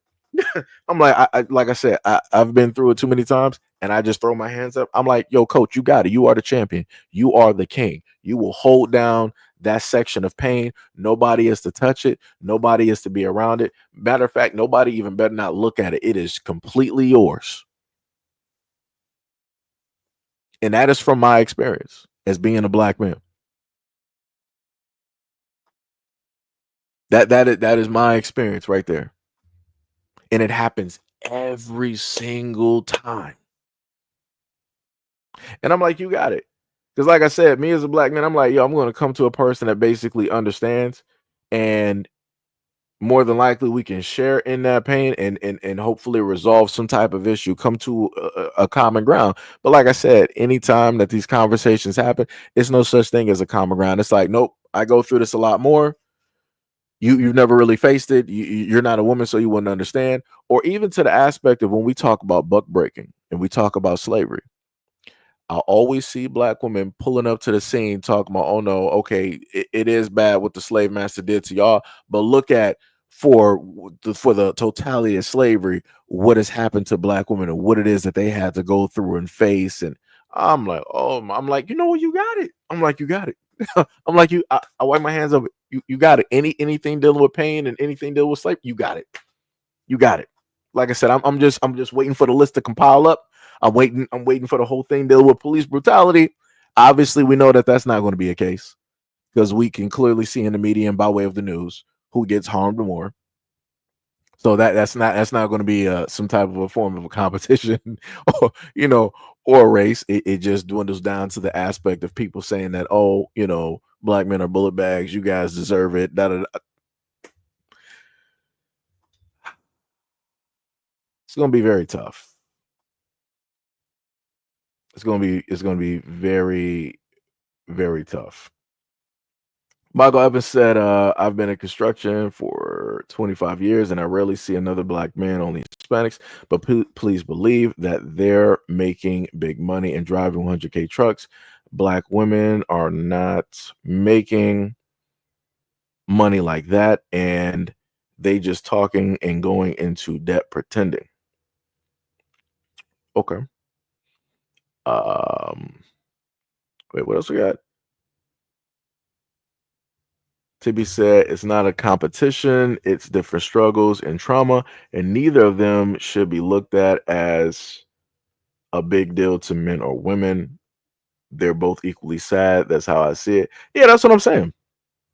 That's what I'm saying. Like, and this is what I tried to say before. I'm like, yo, if we are to basically fix or have anything move forward, then we gotta, have some things hashed out, right? We got to try to really reach a middle ground. But when it deals with any type of pain or anything that's happened in society, primarily from what I'm able to view, you'll have a lot of women that will take up arms when it deals with holding down pain, holding down the sorrow and the brunt of everything. I'm like, you got it. I'm not gonna, like I said, I'm not gonna argue with you. I'm now I'm just gonna sit up there and just ignore, and I'm gonna move on because I'm like, it's no reason for me to be here because obviously this is not for me. So I'm just going to ignore and I'm going to push on. I'm just gonna move on. I'm going to deal with situations that obviously I can, help out, have a hand directly in and help out and fix, or something where I guess it just 100% deals with black men. Like I said, I don't know what to sit up there and tell people. This is one of the other many ways that you have the separation of black men and black women by way of, these types of things. Black women got pretty much the whole world to go directly to talk to about situations and so on and so on. And magically, other women who are not even black, they were like, oh, yeah, that's right, sister. I understand and I empathize and sympathize and da da da da da da, right? Black men sit up there and do it. Oh, stop crying. You're attention seeking. You must want to be a woman.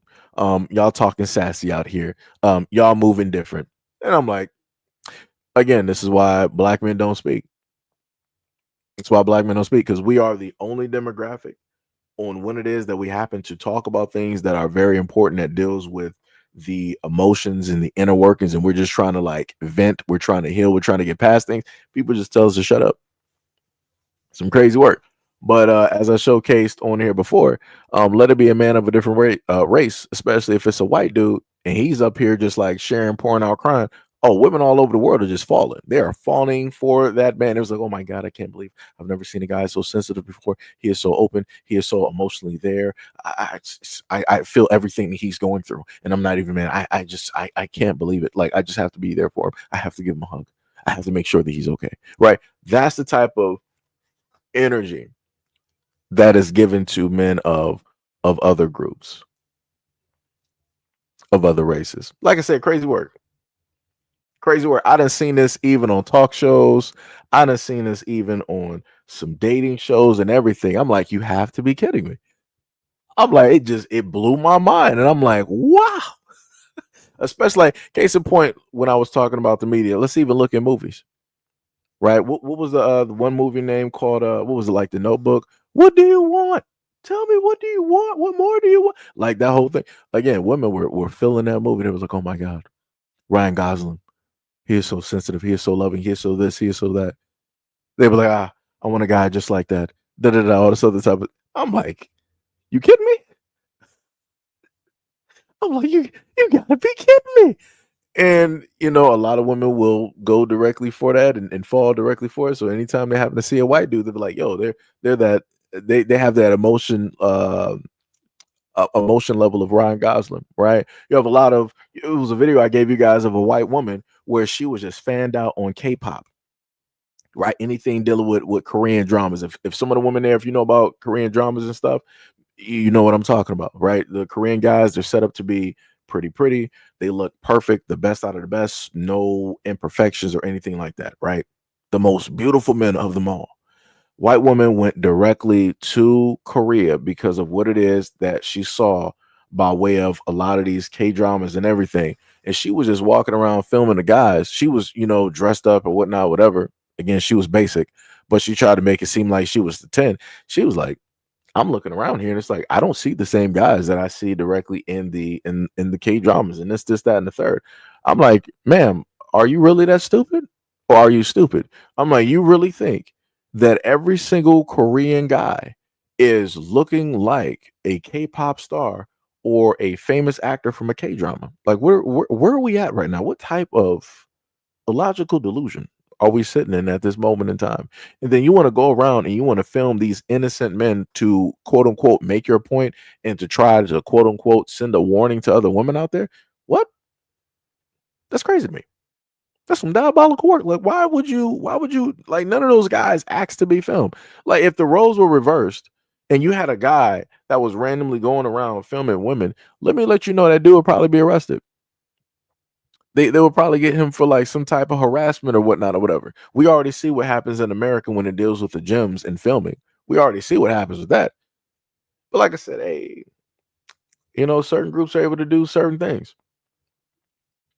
It be like that. It'd be like that. It's some crazy work out here. Yo, Shan, what is up? What is up? What is up? What is going on? What is going on? Jay said it's not going to happen. Maybe the simps, but the strong-minded ones won't fall for it. Shem said, hey, Seji, how's it going? My dad actually owned his own construction business, a black man. Lots of black construction workers that I know of. I'm a black woman who makes good money. Shout out to you and your bloodline. Let me tell you. Shout out to y'all. If at any moment in time that I was looking for like some construction job, I don't even care if it was like shoveling rubble, I'm gonna come see y'all. I'm dead serious though. I would come see y'all. Let me tell you. What is it? Just another dude said it's another man holding down the brother man. Always the system. The stuff is broken. End of the truth said that's facts. J Lock said black women need to worry about wait. Black women need to worry about non-black women and you said non-black women and trans. That's who they need to worry about. Yo, Z, what is up? What is up? You said all you got to do is separate real men from the victimized men. You guys are much younger than the men I grew up around. Real men, they don't worry about any of this stuff. Woman is not a problem. Let me tell you the problem. The problem is when OGs try to talk to the young guys back in the day, they were not trying to hear that. The attitude was, I'm a grown man. MAGA opposite trade school is the way for black men to level up. Yeah, that's true. Yeah, I've always advocated for trade schools. Z said in continuation, then when the so-called men get hit with the bullhorn, you had way too many people coddling you, holding your hand, and y'all blame the woman for everything. What you got to stop, focus on the men. Got to look at the man in the mirror, no matter what the race of men are. And a lot of fathers does homes. There's stuff that have been exposed, but I'm afraid you don't want to see it. But if you understand what really happened and what black men really done to themselves to ruin themselves, you may want to learn how to separate yourselves from those groups. My problem is y'all don't see that you're 5% of the population alone. There's something going to be done. Brothers, y'all got to fix y'all stuff and stop worrying about women all the time. There was something in the food because it sure have a bunch of men acting like super sensitive, and you can't say one thing without him getting mad and upset, and you want to get mad. And let me tell you something. Boy's in a father's home. He has all the nurture and the love of a woman already, and he wants to eat what he wants to. Structure little boys act out at home because they need a father and a male figure, and when they act out, I don't understand the issue. See, I talked to some of the single mothers. We all sit together and we all speak. We don't talk bad about the men that ain't in the child's life. We recognize the problems and the hardcore issues of why our sons get into trouble or get kicked out of school where you have, but the boys are afraid to be upset with the fathers and that are not there. That is actually not true because I was upset with my father for a very long time. And I'm speaking as a statistic, right? So again, you're speaking as, I guess, like a mother. I'm speaking as a son. I'm speaking as a grown man. I can sit up there and tell you that I was mad at my father. So yeah.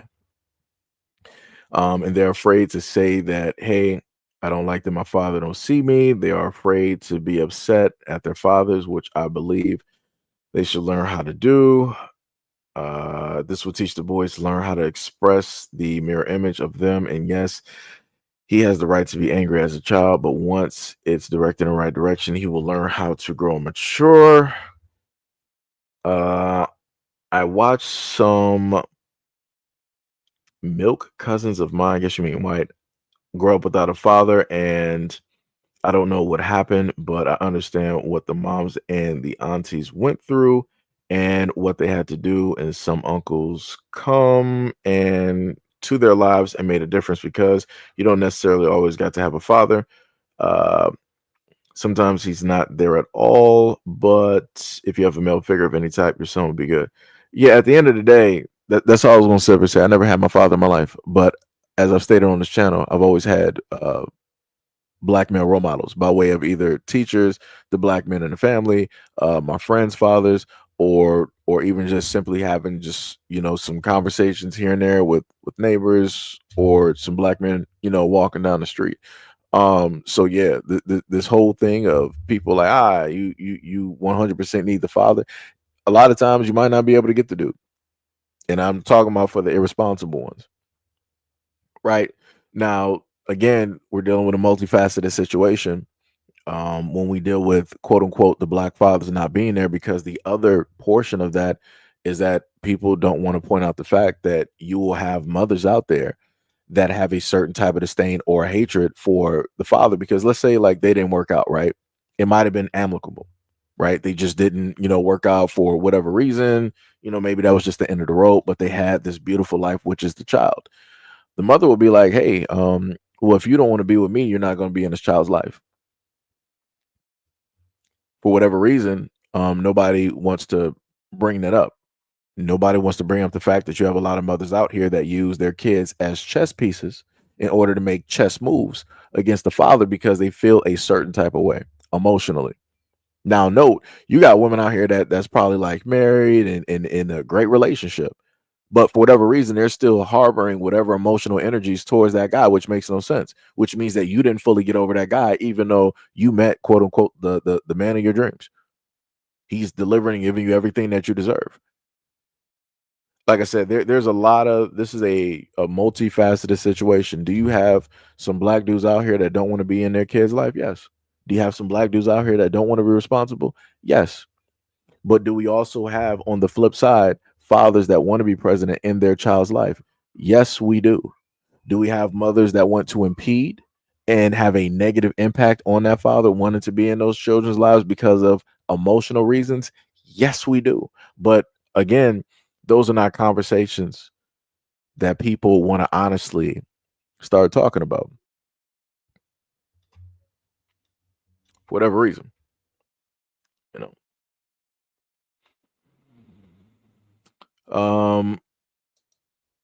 Somebody said deadbeat fathers don't just decide, oh, I'm just going to, get rid of this. What is that? Theories, systematic issues that continue to absent fathers and blaming them doesn't help the issue. Okay, I think I get what you're saying. Sham said, yeah, my dad faced that back then, and he ended up having to create his own business. He started off as a general repairman doing light work and then built up to construction. Okay, I got you.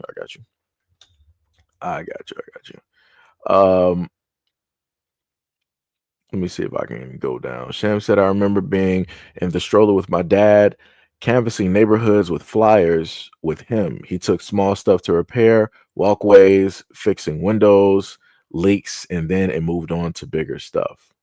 Right. GW said most of them end up the same. It's hard to break. Z said a woman so he can be and show the love that he was given to him from his mother and grandmother, and they pushed him hard. They didn't baby that boy. They became better husbands than fathers. Um, Let me see. You said he will grow up to not be cheap. He will have confidence of his own things and his own self and well-being. He will face his trials and tribulations like a man. It don't always got to be about a woman.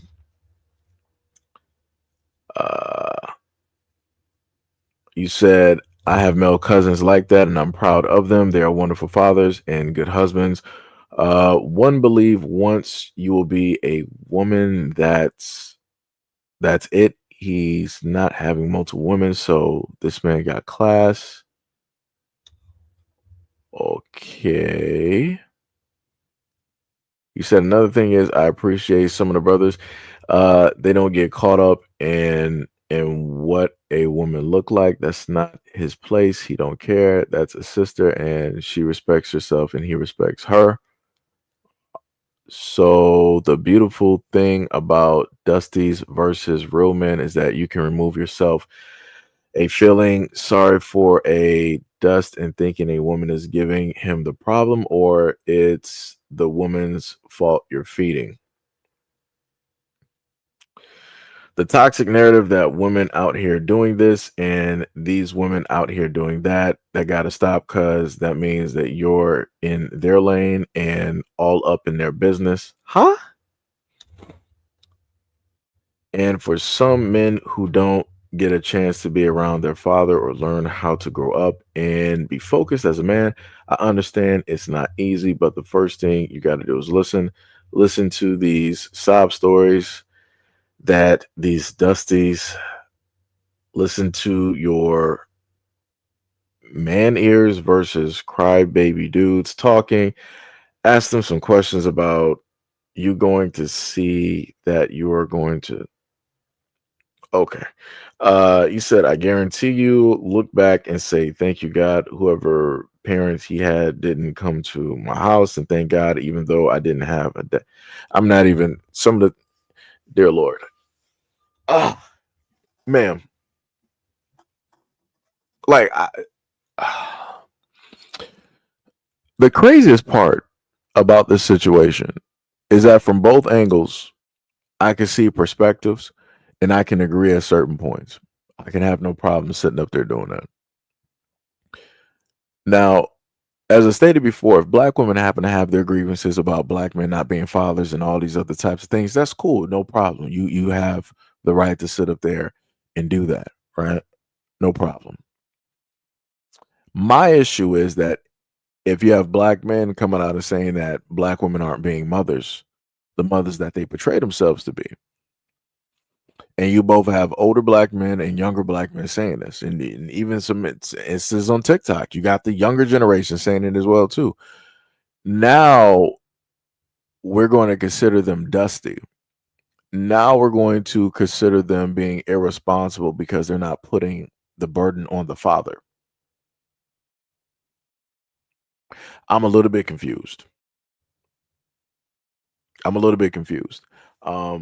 Because I thought that we as people are supposed to be responsible for the things that we just so happen to create, right? I, as a black man who have not created anything directly out here, I've been told by black women that I am a contributor, I'm a factor, I'm a reason of why it is, one way or another, that other black men out here in the community are getting black women pregnant. So I'm just trying to figure, I'm like, okay, so are you trying to say that I'm enabling these guys, or I'm just going through some things that I've heard, right? That people have told me. So I'm like, in order for me to be the causation, I would have to be causing the problem. But even though I'm a statistic, I'm not creating statistics. So I'm a little bit confused on how I, as a man, as a black man, would be a single-handedly one of the main contributors to what is going on directly out here. Because like I said before, if I happen to tell black women like, yo, you need to manage your body correctly, you need to control your urges, You need to stop messing around with the dudes that black men are telling you, like, yo, stop messing around with these bums. Stop dealing with these types of dudes that are going to like leave you high and dry after you sit up saying you're pregnant. Stop doing it. I'm still a contributor, even though I'm telling you specifically on what not to do. You are the source. You are the creator of life. Me as a black man, I understand this, and I'm going directly to the source to empower you with the knowledge from a man, giving this over to a woman so that you are aware of what can potentially happen, aware of all of the pitfalls and everything like that. But somehow, some way, I am told that even by me doing that, it is still not enough. I need to sit up there and do more. I need to do more. I need to do more. I need to do more. Right. But at the same time, it's the same people telling me that I'm out here not protecting black women. I'm not out here trying to inform them. I'm not trying to educate them or any of these things. But I do. But still, I'm a contributing factor on why it is that you have so many black women out here that are single mothers, that are sharing in the black community and sleeping with the exact same guy that are getting other women pregnant. Some diabolical work. Like I said, how many who is it, like Little Baby or one of the other black guys out here like Future or something? You got one dude with several women getting pregnant by the same guy. You got to explain that one to me. Somebody has to explain that to me. Like that's some crazy work.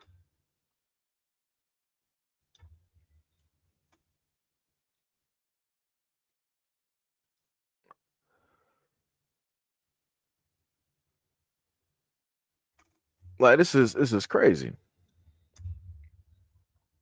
Jam said, I think it's a lot of hurt people out there, and they feel a lot of us don't reach out to get help to look at our own bad behaviors. It's easier to point the fingers when we are hurt versus fixing it.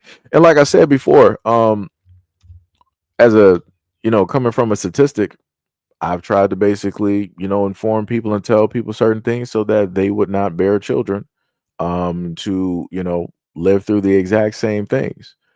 But I always have one demographic that will decide to tell me that no, you need to mind your business. Better yet, what you need to do is just talk to the black men. So, and this is the thing that I've learned and understood and noticed, right? I can talk to men or young dudes directly out here, depending on the timeline that we're talking about, and people still make their own decisions. Now, you'll have some people that will listen and some people that won't listen. And what I've also noticed is the fact that going back to the main source, the creator of life, right? The one that holds it for 9 months, risking their life and everything like that, which a lot of women, talk about.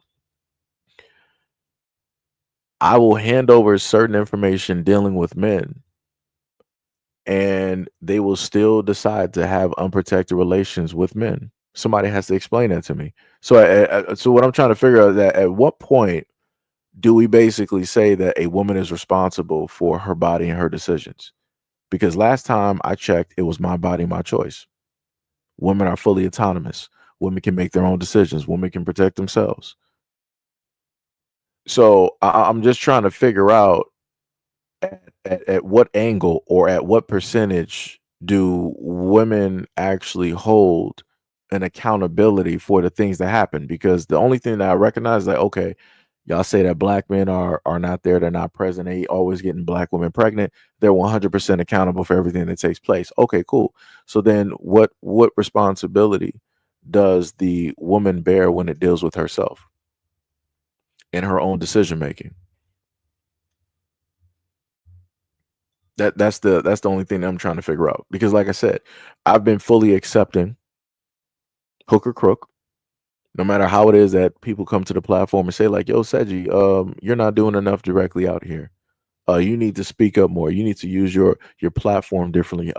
You need to speak differently. You need to educate yourself more. You need to research more. You need to start talking more positively about the black community, about black men, about black women, about the elders, about the kids. Matter of fact, you need to start actually also critiquing this, that, and the third. Matter of fact, oh, you're talking about the black community again? Why don't you sit up there and start talking about the white men and everything that they're doing? Start talking about the systematic oppression that we been going through. Start talking about the slavery. Start talking about the government. Educate us. So as a black man, I'm sitting up here And I'm telling you that I've literally been attacked from all different angles. And no matter what takes place, I've been made to be responsible for everything when it comes with trying to educate, when trying to inform, when it comes to critique. And even no matter what critiques, no matter what information I try to put out there, I'm still at fault. I'm still doing something wrong.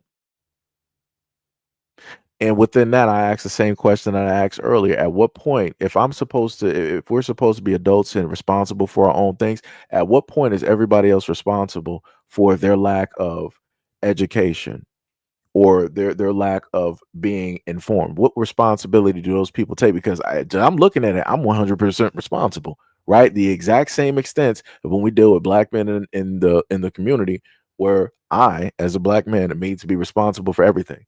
I'm responsible for the crime. I'm responsible for the drugs. And again, I don't know drug dealers.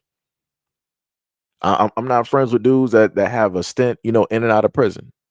I don't harbor nobody like that either. Right? These are not groups or gangs that I hang directly around. But I, as a black man, have been told by many people, especially black women directly out here, that I'm the causation. I'm the reason that this happens, and that I'm not doing nothing about it. So I can stand still and I'm still at fault. Like like I said, it's some crazy work out here. That is 100% some crazy work. So like I said, I don't know what to tell people. Because like I said, for the longest time possible, I've listened and I've given you guys stories about women wanting to have their own angles and speak specifically about men. I'm like, all right, cool, no problem. I see, some of the things that women have to go through and deal with and put up. I understand. You are venting. You are putting your frustrations directly out there. No problem. Don't fault you for that. Like I said, the only thing I have a problem with is when men want to vent their frustrations about what it is that they have to go through and face, that they don't get the same grace. They don't get the same opportunity. It's almost as if only one side can actually go through something, and the other side, it doesn't exist on the other side. Or if it does exist, it just doesn't matter. And I'm like, that's crazy. And I keep trying to tell people, if we keep continuing directly on this path, ain't nothing going to get fixed, and it's going to be a done deal. It's going to be 100% a done deal, at the end of the day. Like I said, I know some dudes out here that didn't have the best childhoods. I know some dudes out here that literally got hands put directly on them by their mothers, by the women in their family. Do you think that you're going to hear, a lot of black women happen to advocate and speak upon? No. You think that they're going to try to bring away? No. You think that they're going to allow room for that man? No. The main thing that's going to happen is that they're going to say that that dude is acting real sassy, acting real emotional. He's talking like a woman. They're going to say all of those things because that's the new way of trying to tell men to shut up, right? That's another way of trying to say that a man is acting more like a woman, which is crazy to me. Because I'm like I said before, at this moment in time, I feel as though looking at society that just straight black men are supposed to be emotionless. We're just supposed to be emotionless robots, and we're just supposed to just do a job, and up until we break down, and that's it. Everybody else got the freedom to, in a sense, be human. And I'm like, that's wild. That's 100% wild. Because the one way I learned this was by way of, my aunt. And this was like when I was younger. I think I fell off my bike. I forgot something happened. And she had came up to me. She was like, yo, why you sitting up there crying? You better stop crying like a little girl. And I'm like, I had to sit up there like I'm still, going through the motion, but I'm sitting up there thinking, I'm like a little, I'm like, what does that even mean? Like, am I like not supposed to like Like, crime, and like, if I feel pain, am I not supposed to just like, let that out? Am I supposed to just like suck that up and like hold it in and all this other type of stuff? Right. And again, that was coming directly from a woman. Right. That was coming directly from a black woman that told that to a young black boy. Right. So automatically within that, I'm like, oh, okay, so I get it. So I'm like, all right, so girls are able to cry. We're supposed to just like suck it up and, hold that in and just, walk directly with it. So then if we flash directly to the future, let's go to like the teenage years. If you ever remember at points in times where you ever saw a young black kid angry and he's just sitting there with like balled up fist, that's because he's been told by people in his family, especially the women, that you don't cry. You suck it up, you hold it in. So when you don't release any of that energy that you feeling, it will just transfer into something else. And for a lot of black men, that turns into anger, that turns into rage. So what do we see directly now in society when it deals with black men? A lot of black men, whenever something happens, they're ready to sit up there and fight. They're ready to sit up there and be angry. Why? Because they were told when they were young boys, you better not cry. You better suck that up. If I see you crying, I'm going to give you something to cry about. And trust me, I didn't heard that before. I've had black women in my family sit up there and tell me, like, yo, if I sit up there and catch you crying, if I see you crying, I'm going to give you something to cry about. And then I get women that will come directly into the comment section and try to tell me that, oh, these black dudes are so angry, they're so emotional, so they're so this is. I'm like, I'm telling you why. I'm telling you that. I'm telling you exactly why that is.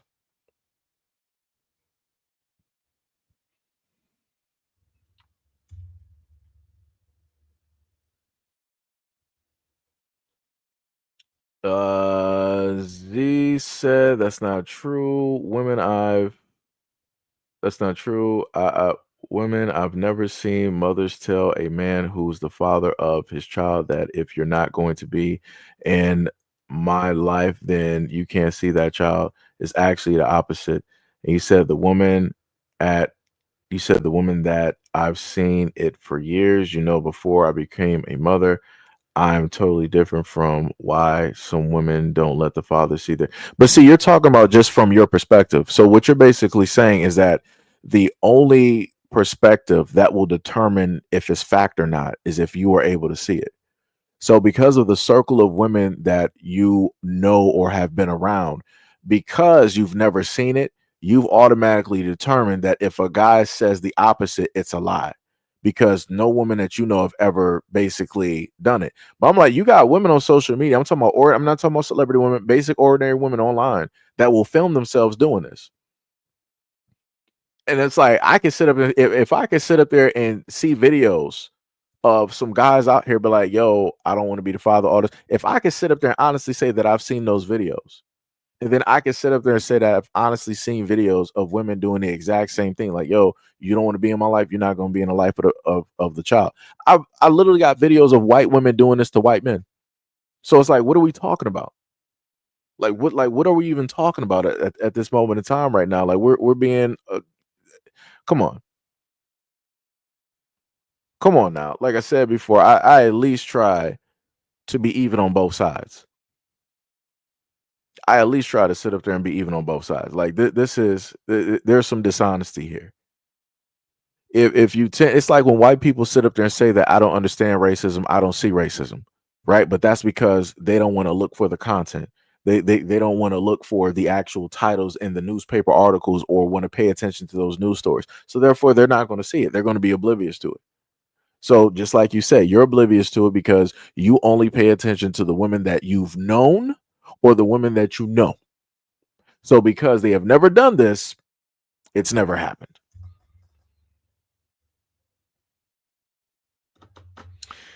He said that she would literally have the nerve to say that it's your turn to be a father. Come and see your child. Oh, you're going to the amusement park. I'm getting the child ready. You can come and get them.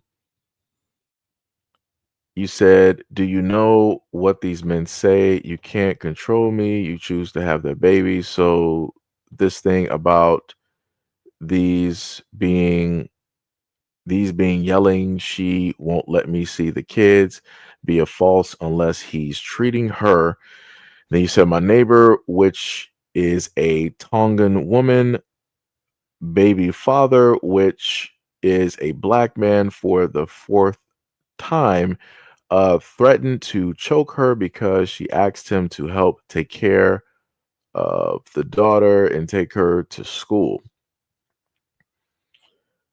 You said, and all we heard him do is yell out in the streets, call her all kinds of bees, and sped off in a parking lot acting silly because he don't want to watch his kids or take them to school. So I know when my firstborn, no, he couldn't see his daughter because he went after women too much, putting hands and feet on me when gonna wait on me when gonna make it where I'm that dumb to take my daughter to go see him.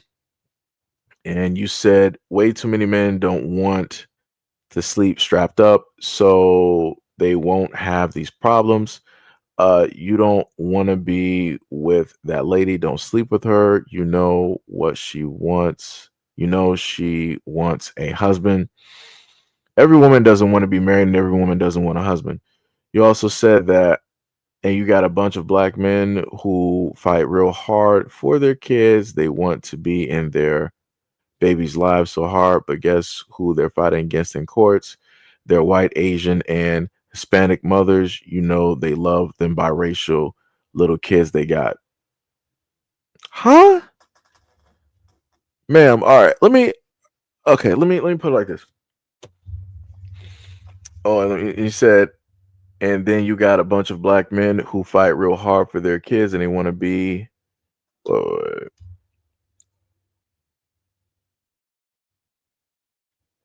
okay, Z, let me put it to you like this. I've read quite a few of your comments for quite some time. And the understanding that I've come to realize is that you just got a lot of trauma. Like I said, I don't know what your energy is. I don't know what type of guys you attract.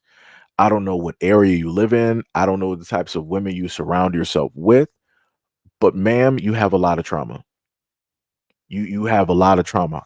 I myself have been honest enough to say that I have more than likely made the wrong choices in women because I probably didn't look at some red flags. I can say that. I can honestly sit up there and say something like that, right? And I can own up to it. But I also know that within me being a little bit misguided, that other things that took place had to do with the other person, right? When I happen to read your comments, I always see you take the angle of women first, women first, women first, believe black women don't do nothing wrong. And then when it comes to the aspect of talking about black men, it's pretty much 90+% of the time it's negative. It's like, oh, black men only want mixed kids. They don't want to deal with black women. They're with white, Asian, Mexican. They're always abandoning their duties. They're not, protectors. These dudes are dusties. They're bums. And I'm like, this is why I sat up there and said before that a lot of people need to go out and get therapy.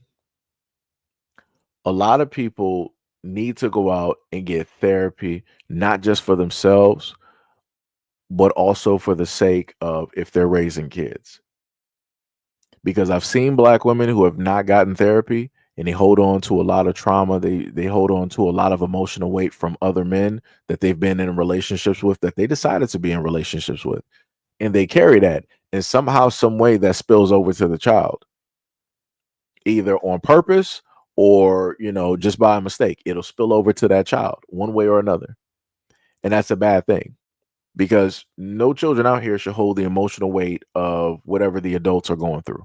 If the man and the woman ain't seeing eye to eye, if y'all just ain't getting along, whatnot or whatever, that should have nothing to do with the child. That child should still be able to see both parents one way or another. But the reason why this is not a capable thing is because we don't have a lot of fully functional adults emotionally. We have a lot of adults that don't want to take responsibility for the circumstances and the things that they create, the things that they enable. And that is a major problem. If we as adults, male or female, are not emotionally stable, how then can we be emotionally stable enough to raise a child, to teach them the correct and the right way to specifically go about things? Like just handing a kid like a pack of mistakes and be like, all right, here's a nice little packet. You're going to carry this through the rest of your life. Don't make these mistakes. That's not enough. They got to be able to see the actions that are performed so that they know that these things, that these mistakes, that all right, this is how this person corrected these mistakes because they're actually living this in life and in action. Like I said before, I was able to see this directly by way of my mom.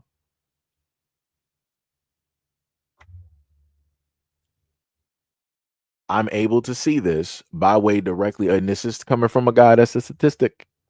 I can see this by way of my mom. I can see this by way of how she carried herself. My mom didn't sit up there and run out and meet with the same guy 99 different times. It was like, up, okay, I had this one instance, thought we was going to sit up there and work out. It didn't really work out. It is what it is. We're going to sit up there and deal with the situation, and we're going to, make it do specifically, what it do. Right? That's the situation. When I happen to see the situation dealing with others directly out there, I don't get that same type of energy. I don't get people wanting to be responsible and trying to make sure that they hold on.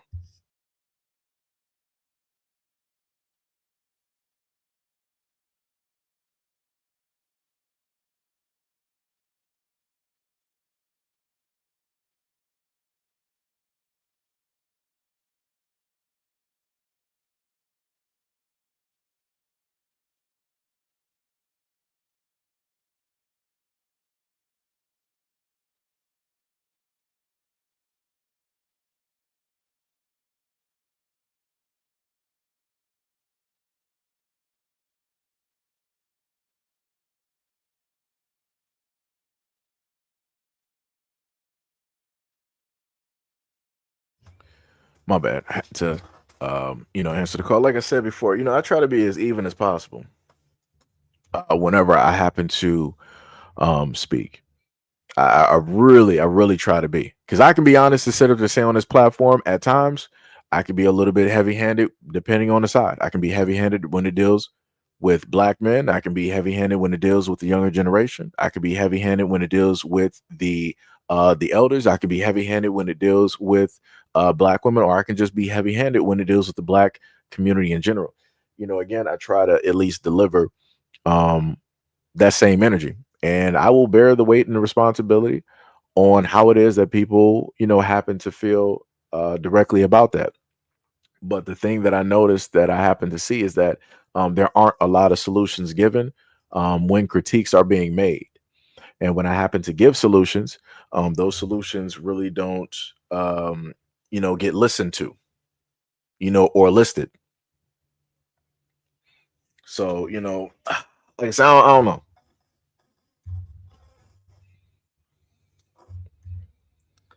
um Wait, how do we get here?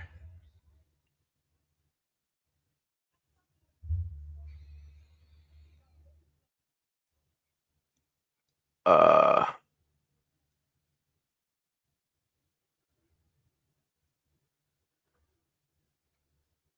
yeah, you going through a lot of what the yeah, ma'am. Z, yo, you are going a little bit all over the place. I don't, may I need you to get down, sweetheart. Need you to get down. Thank you. I see you. That's my cat.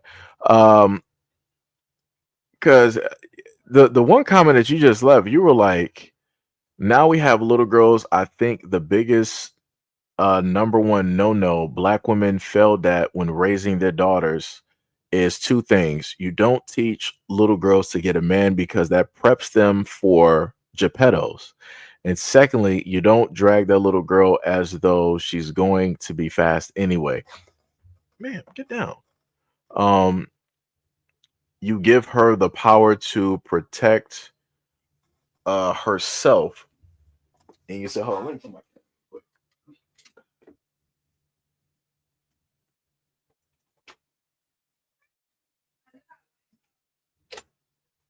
sit up there and put her out real quick. And you said, lastly, you said a 38-year-old man talking to a 12-year-old little girl, that should be enough for her to have confidence and say, hold on 1 minute, what's your name? Take down his phone number, go home and give it to dad. Tell her dad there's a man named Troy. Man, you are going all over the place right now. I'm a little bit like, what are we even talking about right now? Like we're moving from the whole thing of black men not wanting to be fathers, not being in the community, and them not doing this, not them not doing that. You know, the whole Dusty thing. You're talking about the quote unquote is just a few black men out here doing it, and you know list the black men in your community that you specifically know. And now we're going to the whole aspect of now black dudes are predators. I don't even I don't I don't even know where to even I'm not even sure how to even Jesus Christ. I'm not even Jesus Christ. Let me tell y'all something. Let me just go back to a story that I stated before, and I know some of y'all might be new to this channel. Sorry about my chair in the background. This is one of the reasons. This is one of the many reasons of why it is that I did not work in childcare. At a moment in time, shout out to Anthony, that is, my son. Even though, not biologically, it's still, my son, love him a lot. When he was younger and I was with his mother during the time and we were taking him to school, I was in the class because I'm like, yo, I'm not, really, doing nothing at the moment. I'm like, yo, this would be a good time to, be with him in school because, I never had a dad with me in school and stuff. So I wanted to give him, that experience, be there, for the whole thing with like the reports and, getting like the awards and different stuff like that. It brought a tear to my eye. Let me tell you, proud. Again, not biologically mine, but still proud. And the one day that I was there, it was during like the wintertime. It was cold outside. And I zipped up Anthony's coat and everything is completely fine. And it was like this little small black girl. She's a part of Anthony's class and she needed her coat to be, zipped up. So I did the same thing I did for Anthony. I got down on one knee. I held her jacket away from her body, right? To at least present to people that, hey, I'm not trying to, do nothing nefarious or anything like that. And then I proceeded to, zip up her jacket. Again, I'm pulling the jacket away from the body, right? And even as I'm doing it, I swear to God, time stopped. I could literally see from my left and right peripherals that all of the female teachers were stopping and looking directly at me. I'm like, you have to be kidding me. I'm like, I thought I did everything correct. I thought I'm directly in front of the class. I'm not in some type of inconspicuous corner. I'm not trying to insinuate. I'm not saying anything. I'm thinking I'm doing everything right because this is what I'm doing for Anthony. I'm doing the exact same thing.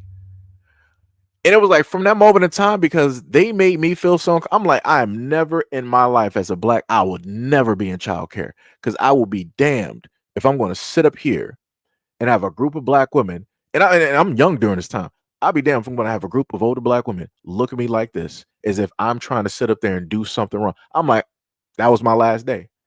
That and I swear to you, from that day forward, that was my one and only day trying to help and work with them in that class for those 5 hours.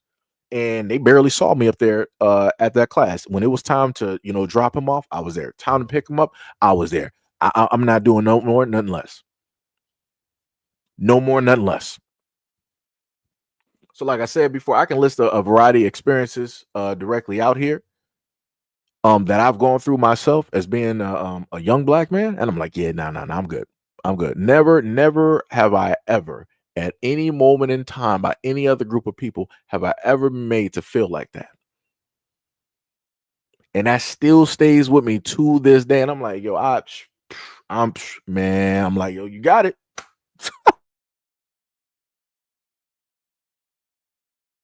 The things that I've gone through in the hopes that, other young guys or men don't have to go through the same things. Because that is a terrible feeling.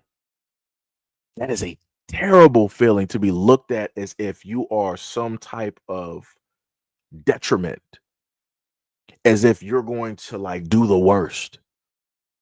And I'm like, y'all, I got it, bro. Never at a point in time will you ever see me as a black man want to even try to be a teacher. And at one point in time, I thought about wanting to do that because, I had black male teachers that I looked up to. And I'm like, yo, the pay ain't really that great, but yo, the kids is the main thing that matters. It's like some of them might not be fathers. I didn't have a father, so maybe I can be that substitute, technically for them and, give them, some positive, something to look forward to, every, single day. Maybe I can help try to keep them out. I'm like, know what? How those black women looked, I'm good. I'm good. Y'all got it. I'll let y'all fix it. Like I said, it's crazy.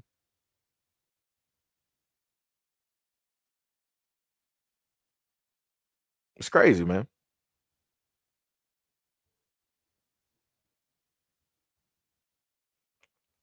Yo, I am not even sure what is happening here. I am trying to follow and I don't. He said, you got to stop teaching these girls and these young ladies that they need a man real bad, treating them like they're desperate and they need to hurry up and go get a man. That's where the problem is. This so called life coach ain't got no business. She's making money off your life. Yeah, these are women I don't mind calling out. You got to wash these sneaky individuals. They just want to make you miserable. Yo, what's up, Ty? What is up? What is up? You later said that you got a bunch of snake women giving innocent young ladies and girls to that snake cousin and nasty uncles. Women, women beating brothers because he wants a woman he can't get himself. Huh? You said, and if this chick is talking for a dude that she related to a square woman, it's a red flag. I will not talk to a young girl and to get with nobody in my family, especially if it ain't right. One thing I would never do, regardless, is try to hook up any of my friends up with anybody in my family that's single. If my male cousins like my female friends, he's going to have to do it himself.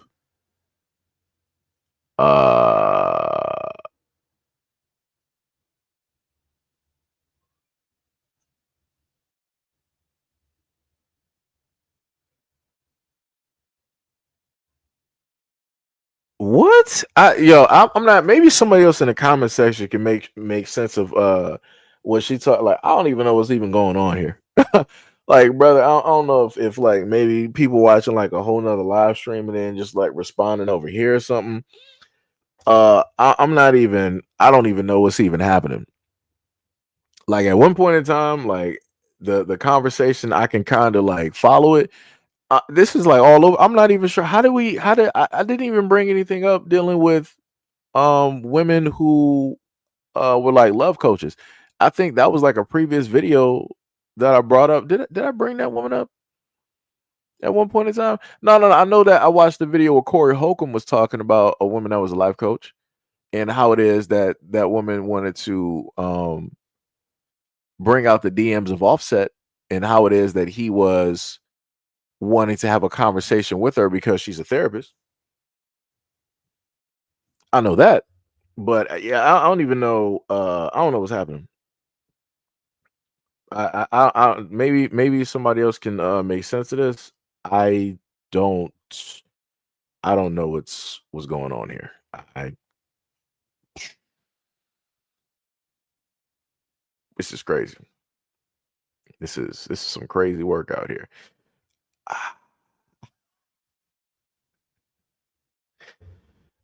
Sham says, seems to me that she's dealing with a lot and she can't hold a single thought because it's off balance. Yeah, yeah,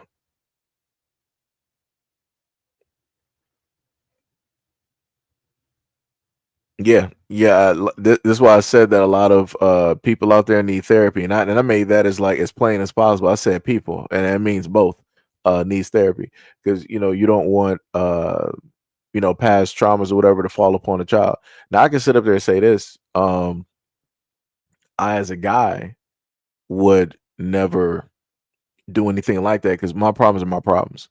And at the end of the day, you're supposed to be a man, and you got to put on that face for like the kid. Ain't nothing wrong. You the mightiest of the mightiest. You're Hercules, right? That's the face that you're supposed to put on as a man or as a father, because that's what the kids see. That's what they believe in, right? You can make anything possible. You can do anything in the world. So you're gonna do your best to live up to that, no matter how broken as a man you are. You will still try to muddle something together and build some type of thing that will resemble the ideal or what it is that that child sees within you or believes in, even if you don't believe in it or see it yourself. So like I said, there's a clear-cut difference. And and how guys got to sit. Like I said, for Anthony, no matter what was going on with me and his mom during that time, he didn't know it, he didn't see it. I would never in my life ever call any woman out of her name. Never did that with her. I always sat up there and taught him. Again, this is coming from a person that's not even his biological father. He's still to me, my son. I still sat up there and told him, no matter what happens, you always protect your mother. No matter if I'm wrong or right, you always protect your mother, because it's going to come to a point in time where I'm not going to be here. Right? She'll move on to a whole nother relationship, get married and everything like that. You're going to be the one that's going to have to protect her. Right? That's the way, that's the main thing. If anything that I was supposed to basically instill and give directly to him, that's what I set up there and did. Right? Because like I said, I don't have a manual, I don't have a book, on what the proper way to, raise a son or a child directly is. So you try to do, your best. You you you try to do your best. Try to do your best.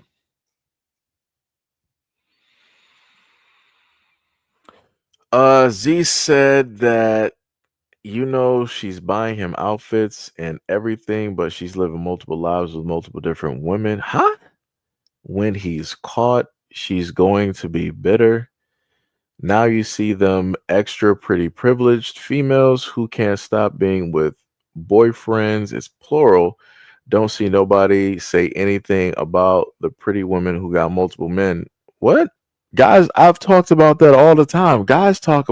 We literally got this podcast. Where you at? What universe are you speaking from at this moment in time? Because I'm trying to catch up. I need Doctor Strange to get me a portal. Because it's like you talking about like a 100 million different topics right now. I need the Infinity Stone of Time, because like this is crazy. I got to rewind. I need to pause. I need to like jump through some portals. I don't know what is happening. You said all we know is his heart is broken, and multiple men like that, their heart is broken because this beautiful woman. How could she do this to me? That could be a contributing factor too of him is treating the upgrade he got with, if he get with a nice lady but he's still thinking about the pretty faced chick that he found out how the baby on have a baby on them by another dude, he has to control his issues with the woman he's with now. I don't see it any different, because you got to call out stuff and it's right context or context. Most women are getting blamed for stuff men blame on women that they fantasized, that don't have nothing to do with her. Brother,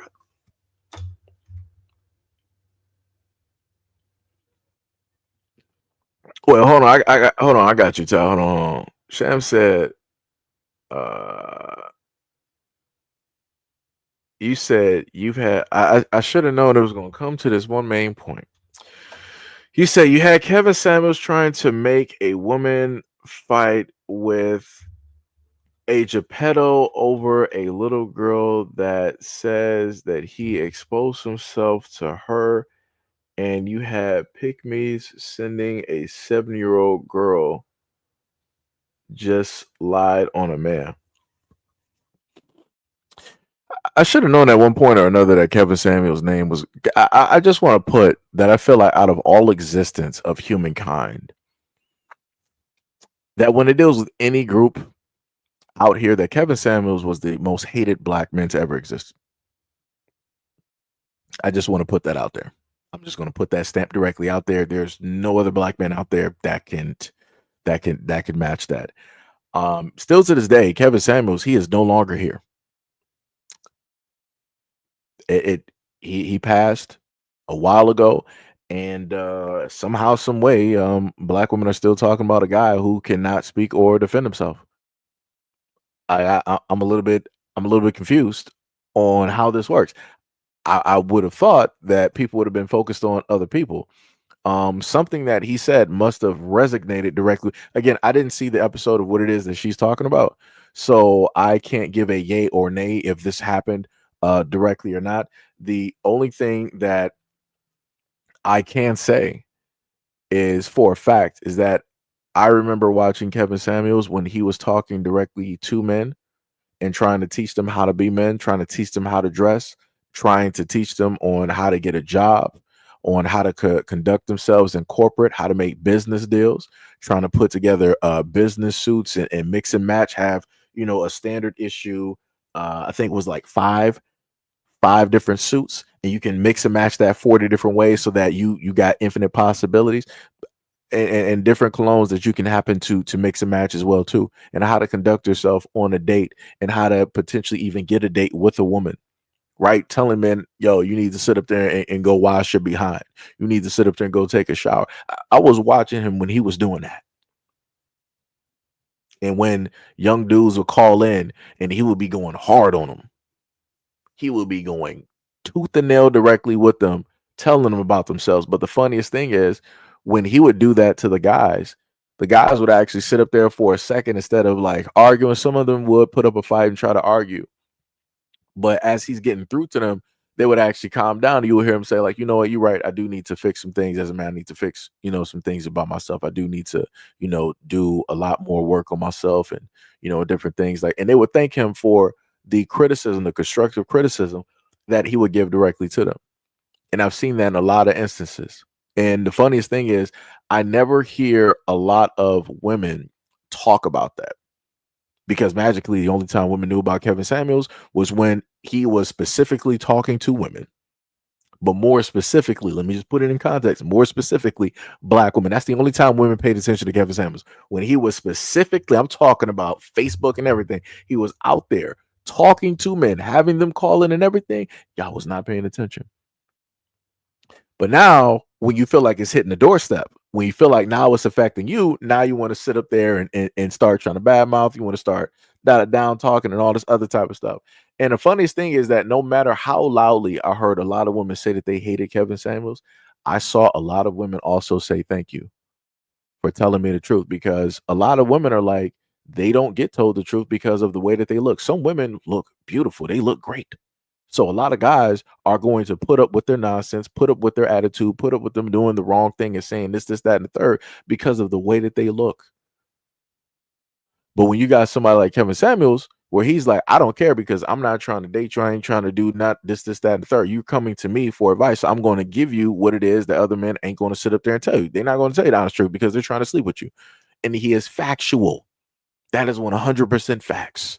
A guy that is trying to just sleep with you and stuff, like, he's not going to sit up there and tell you the guy's honest truth. He's not going to do it.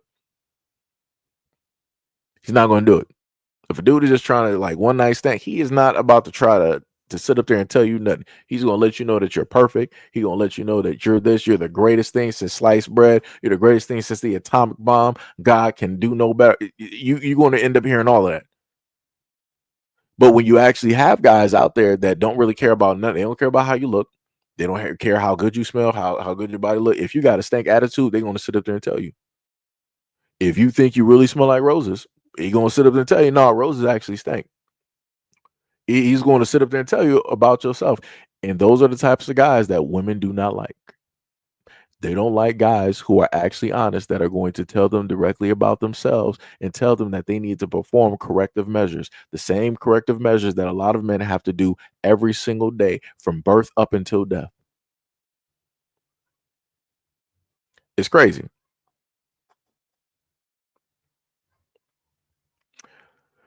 Pretty sure I might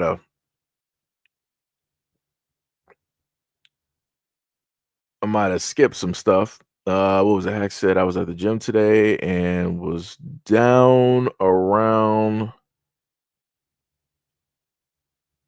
Wait, is that like 2,100 hours or something like that? I might have misread that. Sham said, I don't know why those white red pillars say a lot worse to black women than Kevin Samuels. A lot of what he said was truth. But see, but Sham, that's the thing. Hold on, let me just put that up there. See, that's the problem.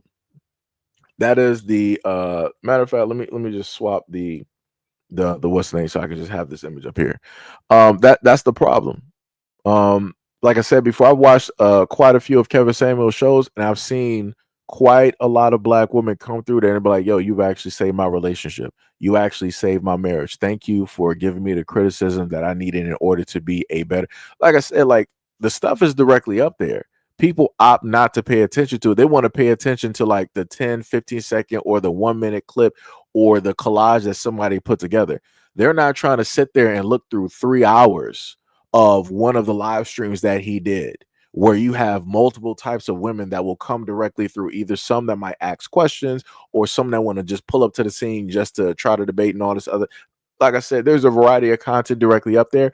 But again, like I said, you got people up here that realize that you have women out here that want a certain type of content. So they're going to deliver content that will make you hate Kevin Samuels because they know that that's what you're going to feed directly off of. They know that you're going to get offended. You're going to feel a certain type of way. You're not going to listen to them. So bam, we're going to give you that content right there. Bam. Now black women are triggered. Now they're flocking directly to those pages and to those other content creators, and they're listening to anything and everything that's negative. Like I said, it's almost like people got a hunger for it. And it's some crazy work. And that's why I sit up there and say that people got to pay attention to the energy that they put out there into the world. Because, you know, some of the things that you decide to take in, those are the things that you like. So if you are seemingly a woman that you're surrounded by, like, let's say toxic masculinity, all that, maybe you might be a toxic person. Maybe you just may be a toxic person. I've never seen an area where it is completely radioactive and it has just pulled in everything healthy and it's just helped it just rejuvenate. No. Radiation is going to pull in death. That is what radiation is meant to kill everything. That is what it's going to do. Is going that radiation is going to lead to death, and that death is going to lead to more death. That is it. So like I said before, for a lot of women out there that find themselves conflicted or at a point in time in their life where they're looking at the men that they attract, you got to fix yourself, sweetheart. There's no way I can sit up there and say it. Just like within me, looking at, you know, things from the past when I was young, I'm like, yo, I got to do some internal work. I gotta, you know, do some scouting. I got to figure some things out. Like I said, that's me being honest. That's me looking at myself. I'm like, yo, there's obviously something might have faltered. Something may be shattered. Something may be a little bit broken. Let me try to patch it up and fix that right now so that I don't carry that along with me. Because the one thing that I never wanted to be was the reflection of some of the people that I see within the black community. I see black dudes out here that are jaded, that quote unquote, you know, dislike or hate black women. And I see a lot of black women that sit up there and hate, loathe, and dislike black men. And I sat up there and said to myself at a young age, being a teenager, that I never wanted to be y'all. I never wanted to be a reflection of that. And I mean that. Because if I do, that would be the worst version of me at all. Like I said, I would never want to put that out there, nor would I want to raise a child and I'm putting that type of energy out there. It's like, what's the purpose? So what? I'm going to have this type of energy, is hatred or dislike for this other half of me, and I'm going to carry that on to my child. That's going to be the knowledge base that I'm going to give to my kid. Because realistically, if you think about it, if you have a certain type of hate or detriment or whatnot or whatever for the opposite sex, what can you positively actually teach that child? You can't. You are incapable. This is why you need other people to be there in order to substitute, because you're so full of negativity that you can't see past it. Because you decide to carry on that weight because realistically, you feel that that is your actual value, because you've determined and made that negative energy your whole person, your whole entity. And what? All because of a few relationships? Because a few things went bad, went wrong? That's crazy. And like I said, and I see far too many people that I know that are older than me, and they have all of this negativity and hatred for like one another. And I'm like, and y'all really expect, as the older bunch out there, y'all expect the younger generation coming up to really sit up there and see through or see past that? Or to try to not carry that? That's a heavy weight. And you're not gonna be able to carry no more because the Grim Reaper got one half of you already. So it's like that weight is now tilting and it's sliding downward towards us. And now we got to sit up there and bear the brunt of that, because you didn't know no better, because you didn't know how to take constructive criticism and how to be emotionally balanced before you created a family or before you decided to be in a relationship with a whole nother human being. And with your brokenness, you carried that to another human being, another adult, another energy source, and you corrupted that. And now both energy sources are corrupted. So what do you think two corrupted energy sources are going to create? Another corrupted energy source. And here you have the younger generation. And then what? My generation is supposed to somehow fix this? We're supposed to like see, directly through all of the mist and the maze, and we're supposed to just like come out fine, come out better than y'all? That's crazy to me. It's like, it's diabolical work. Diabolical. But yeah, just like you said there, Sham, that is 100% factual. He said a lot of truthful things on both ends when it dealt with men and women, but some people would rather be offended. You said, and I would never blame. So Z said, I would never blame white people for a man sleeping around with another woman and can't stop having a community stick. I will never blame a white man for a man hitting his lady because he is irritated. I will never blame a white man for a brother choosing to go and get hooked on coke. I will never blame a white man for a woman or a man abandoning his kids. That's a you problem and not a white man. Whoa, okay. All right, let's continue. Let's see what else you got. Let's see what else we got directly on there.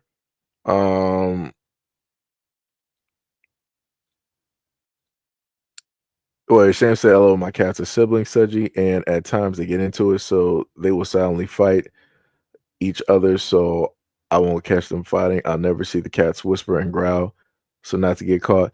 Oh, no, May, she likes to be held. She likes attention. I had her ever since like she was like very young. And she just, finally came back over. So, she's a little bit needy. It's just the fact of her liking to use claws to get attention. I'm like, ma'am, I need you to roll back. I need you to calm down. Like, I don't know what you're doing here. I'm like, yo, we're gonna have to get a newspaper on you. DSA once said, I've heard women be with dudes that's not strapped up because they say, "Oh, you think I got a disease?" Oh yeah, that was a classic. That was a classic right there. I remember hearing that. Hack said 2100 points. Oh, okay, I got you. I got you. I got you. Um Z said do be like upset. Okay, the guy be like upset and going off on her because she wants to make sure it is safe because he's not pulling out no condom. I don't understand that too. Some men don't want to wear those, but you got to do what you got to do. Some men don't understand, even though you don't like to wear condoms, you got to go do it because that pretty girl's face have multiple boyfriends. She can have the package too. You want her to burn you. You say you don't want that pretty face girl and got multiple boyfriends to burn you. You know she been around the block, so you got to make sure you strap up because you want a disease-free life. What else she say?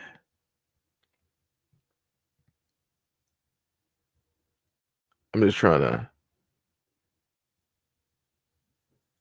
uh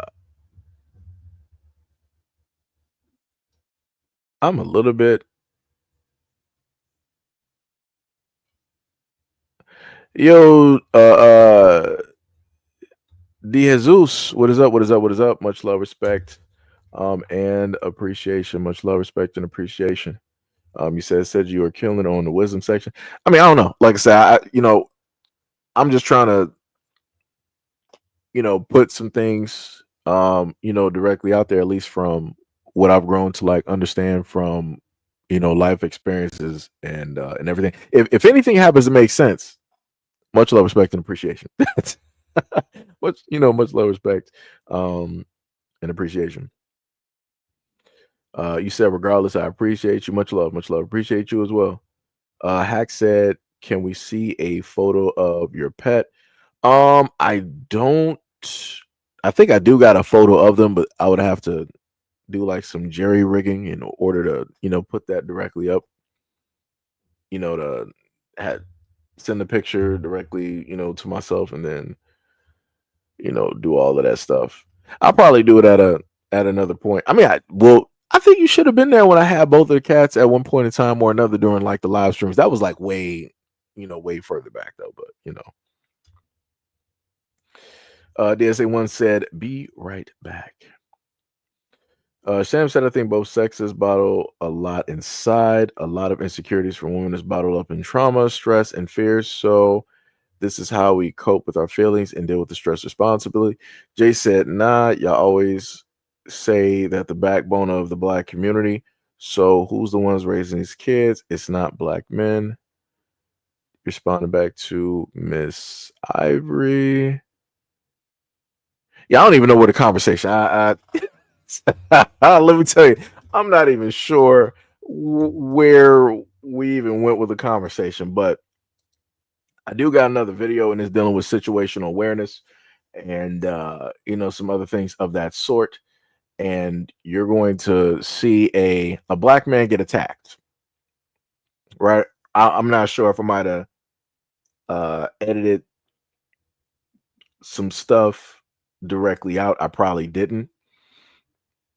But we're gonna take a look directly at that video. So we're gonna see what happened with this young black guy real quick. This is the street, girl. You on the wrong shit.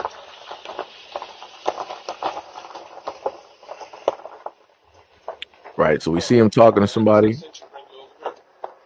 on his phone, on his block, and then you start seeing two people to his right pull up.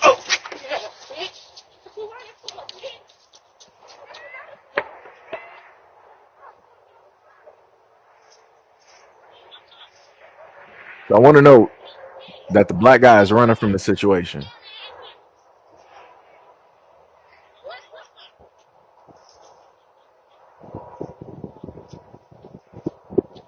Right? So he probably said something to her. And then the person decided in the black hoodie that I'm going to pick up a rock and throw it at you, right? And now they pulling up to the house to knock the ring camera off, right? So I want to know. I just want people to know that the person that is rolling up to the young man is that is a girl, that is a female, that is rolling up to a guy at his house. I don't know what problems or incidences that they just happen to have or what conversations they had, but I just want to just reinstate. I need a lot of women out here to teach their daughters to not run up on guys. This was obviously the type of guy that wasn't really about that life of just pulling out something real quick and just like spraying up the scene. Or this obviously wasn't the type of guy to pull up to the scene and just be like, "Oh, I'm about to give you like a Lex Luger. I'm about to hit you with that Undertaker. I'm about to hit you with that RKO. I'm about to hit you with that Sweet Chin Music." Because, like I said, this is crazy. You pulling up with one of your other friends to the scene, and the person that's sitting back is probably recording. And you pulling up to the scene to try to fight this dude. I've never for the life of me ever understood this. I never understood this.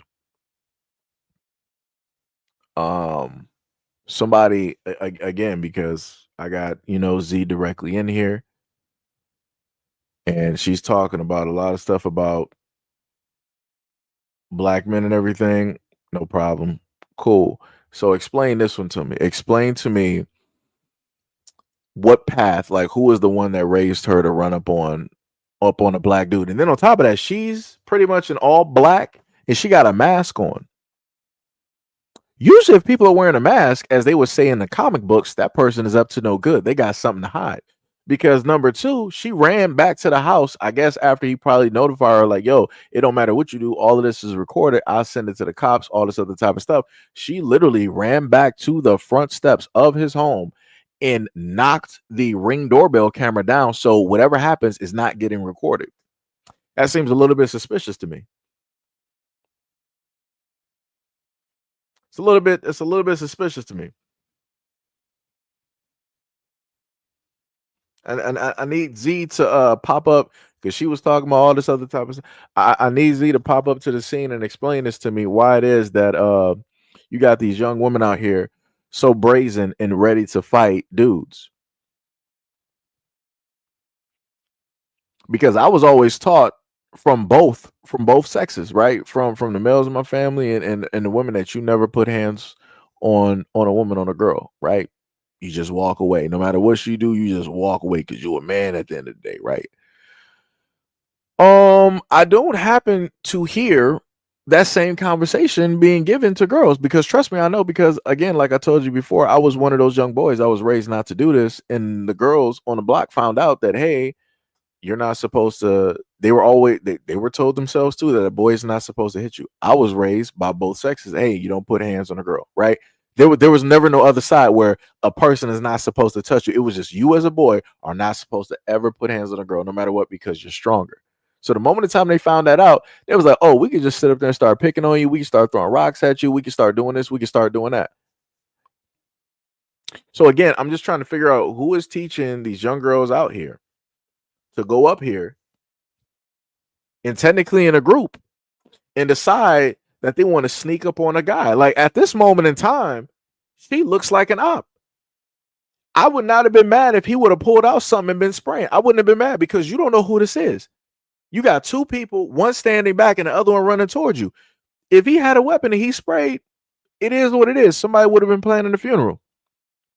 Somebody would have been planning the funeral. You have no reason to be at his home. You don't live there. You have no ownership there.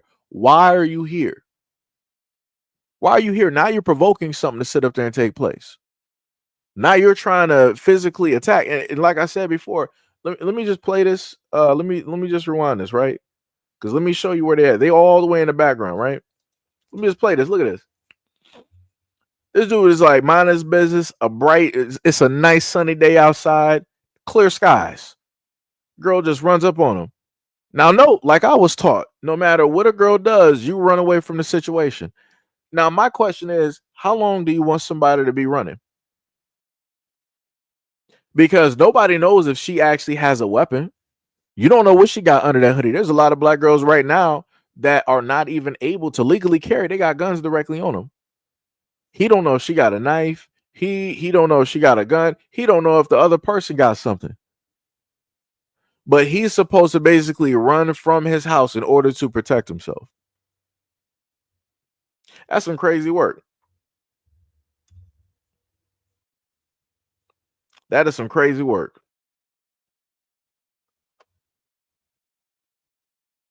So let me see the last time she wrote something. Let me just try to look up.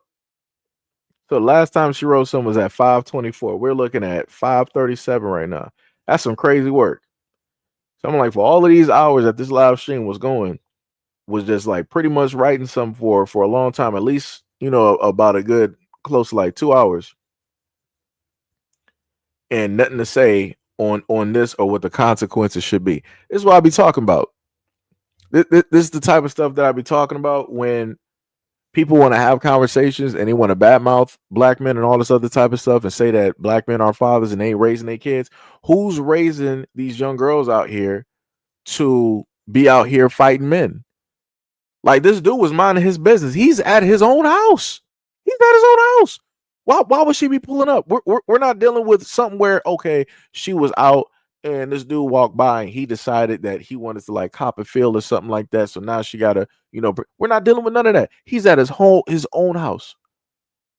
If we're dealing with the context where black women are the sole caregivers and providers, they're the ones raising the kids, then I can only say that guess who basically raised her and enabled her to act like that. But if Kay were to show up, she'd be like, no, we can't sit up there and blame the black woman, because really, if the father was in the picture, then things will be specifically taught, and she would have learned from that father to never sit up there and hit a man and da. Brother.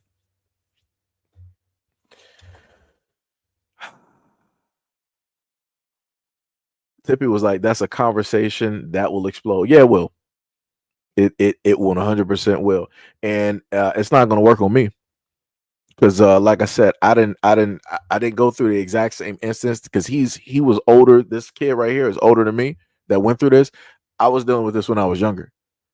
So it was to a different extent, but still the same outcome. Like I said, that's crazy to me. And this is what I try to get through to a lot of people when I'm talking about, like, yo, we need some type of balance directly out here. Like I said, I'm all for equality. I'm about people receiving the good, the bad, and the ugly when it deals with criticism. All of that. When it deals with the good that people do, you receive what it is that you receive. If the bad and the ugly that you do, you receive what it is that you receive. I'm not for that leniency type of stuff. I am not for that at all, because this is how you allow stuff to idly go by and the problems get worse. Like I said, what was it? The K pulled up here was talking about dudes being Geppettos, black men being Geppettos, and the uncles and the brothers and stuff like that. But there's been multitude of instances that I've literally shown black female teachers going after students, both male and female. Guess what? K is nowhere to be seen for the comments of those videos. And I'm like, so what we're going to say now? So now we're going to what we're going to say? Oh, if the father wasn't absent, then those kids wouldn't have been able to get got by that black female teacher. What we're going to say, that the black men in the community need to handle that female? That's what we're going to say. That's what we're going to still shift all the responsibility and the blame directly on the black male. Come on, son. Come on, son. That's some crazy work. That is some crazy work. Like, man, that is some diabolical work. That is some diabolical work. But yeah, that's some 100% crazy work, man. But like I said, I wanted to showcase that. Like I said, no matter how the live stream may go in the background, I just wanted to show that one off, because I thought that was crazy. I'm like, and the funny thing is, I have other videos like this that I've placed directly on IG. But I don't think those videos really got the types of views that they deserved. nor did they receive the types of comments that they should have, gotten either. Because, like I said, if I showcase a video where a black woman is getting mistreated by anybody, tons of views. If I get a video where I'm showcasing a black woman getting mistreated by a black man, tons of views. If I showcase a video of a black woman doing the exact same thing, nothing. And I'm like, look at that. Color me surprised. Again, people care about one and don't care about the other, which basically tells me that black men are unimportant, that whatever black men go through does not matter. Like I said, going through the whole conversation directly with Kay, it's right there. It is right there. And like I said, that is insane.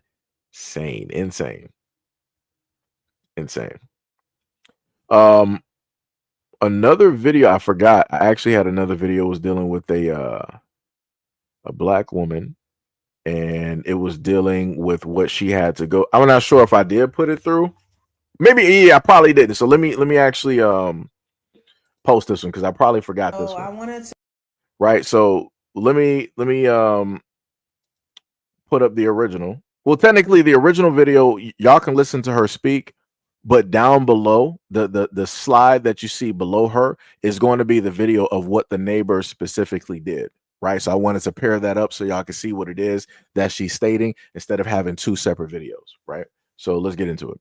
To do a story time because I know a lot of y'all have asked for context, and I did also want to answer some questions because some of y'all is on my ass and I'm not too much vibing with it, So I can't say that this is racially motivated because I was not the intended target. I do believe it's a man that lives a few floors down from us was the target. I think she spray painted his door. I think she went down on her side of the building, spray painted his door, came back up to our floor and happened to pass by my door. And I happened to have the only probably ring doorbell in the whole fucking building. And she was like, oh shit, it's a camera recording me. I must do something about it. And spray painted it. So, and so I know everyone's main question was, well, what was it? Right? Cool. I seen people say it was Raid, it was Cleaner. I seen somebody say it was Pam, and somebody commented back and said, you know that lady? I cried. But it was in fact white spray paint, and I will add a photo of it so y'all can see what the fuck I was looking at. And so I know a lot of y'all saying, girl, why did you touch that? You shouldn't touch that. Next time, don't touch that. I know. But it wasn't even 8 a.m. I was having a bad morning. I'm going to leave. And I'm confused on what the fuck I'm looking at, As you can see in the video, I'm patting my pockets. I'm looking for my phone. No phone to be found. You feel me? So it was like, give me some grace. I had a lot going on that morning. Like, it was just a fucking lot. Okay? I can't tell you anything that she put on the door or anything about the person whose door she put it on because I just absolutely do not know. Okay? I do know that she got charged with vandalism and malicious mischief. Whatever goes into that, I don't speak law. I can only assume that the stuff that she put on his door was derogatory, the way that the cop sounded when we were on the phone. He was like, yeah, he was like, so that's all she did to yours? I'm like, yeah. He was like, yeah, I just got a call from this person, and she wrote some crazy stuff on there, so Lord knows what she put on that man's door. I just know I went to walk that bitch because I'm messy, bitch. I walked it around 11 and I didn't see nothing. So they must have cleaned it off real fast. That's all I do know. And it almost sounds as if her spray painting my camera is what got her caught. Because he was like, send me that and I'm going to go back to the apartment and see what I can do. And he was like, do you think she lives here? And I was like, yeah, I'm almost positive I seen her this weekend when she was walking her dog. I think she lives on my floor. And so after I sent him that and he went back, baby, next thing I know, she was getting arrested. Also, I seen somebody was like people saying they feel sad for the dog, which same. But there's others like they should have took the dog too for being an accomplice. I didn't want to say the dog did get escorted off the premises today. So I guess I guess maybe he is about to do time. I don't know. Yeah, that is pretty much it. She made my day hell when it was already going to hell, and then it went to shit after, you know. And I just would like criminals to do crime better, please, cause we could have prevented this. And don't touch my shit, please, sis.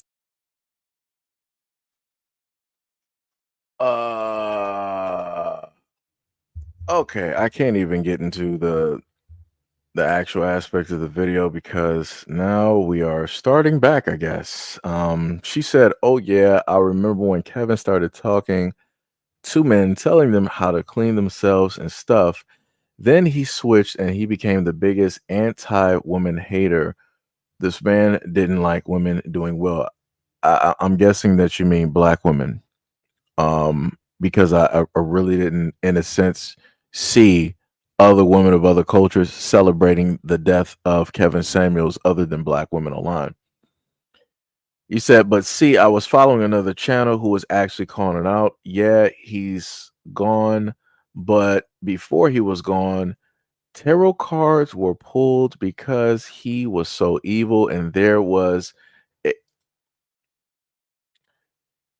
brother, where are we at right now? What space time continuum? Like, do I need a where are we at right now? How do we get to tarot? What are we at? What are we doing? Because he was so evil, and there were red hearts and 3 knives, stabbed in a heart with black goo coming out of the heart, and it stated that something's going to happen. It's going to involve Kevin Samuel's heart. I was live when I saw that. A week later, he dies on the camera. Man, that was some craziness back in them times, but these were people who were doing people wrong.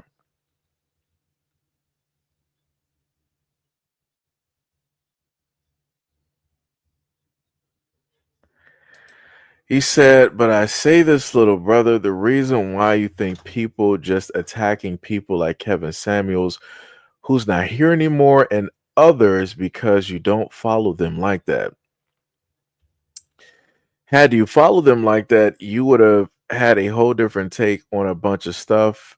You would have saw the fakeness out of a bunch of men you respected or once respected. I actually sat through and watched live streams. I didn't just watch clips. I was actually there when he was live at certain points in times. Like I'm a little bit confused on this. Like what do-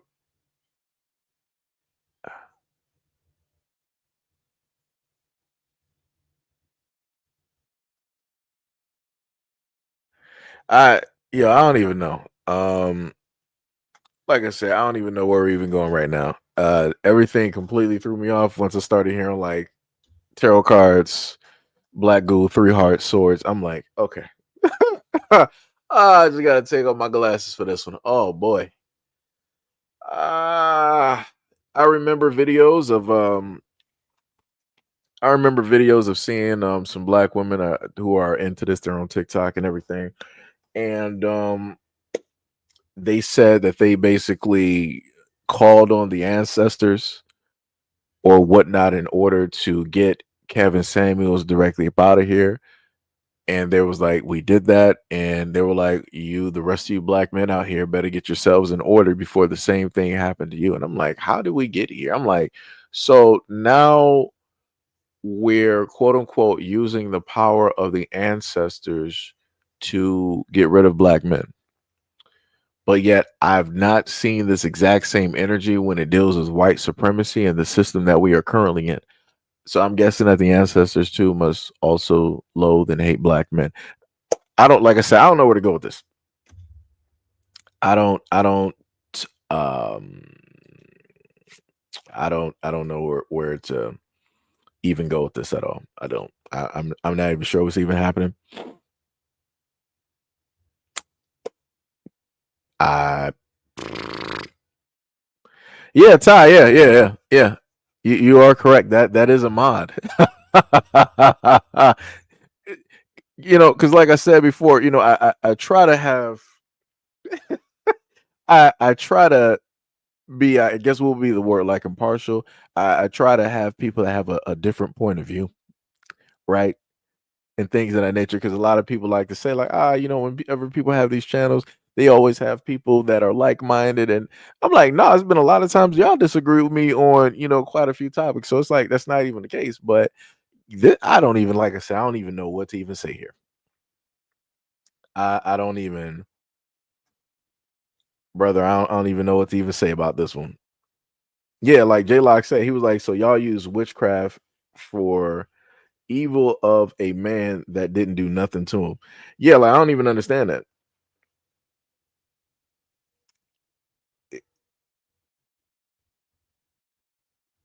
Brother, brother.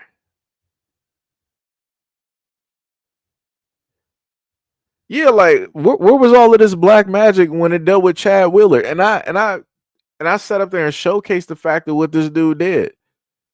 The dude literally he beat the bricks off of that black woman, beat the bricks off of her. And that dude was sitting there by her almost lifeless body, eating a sandwich. And he was like, "Oh, I didn't think that you were alive."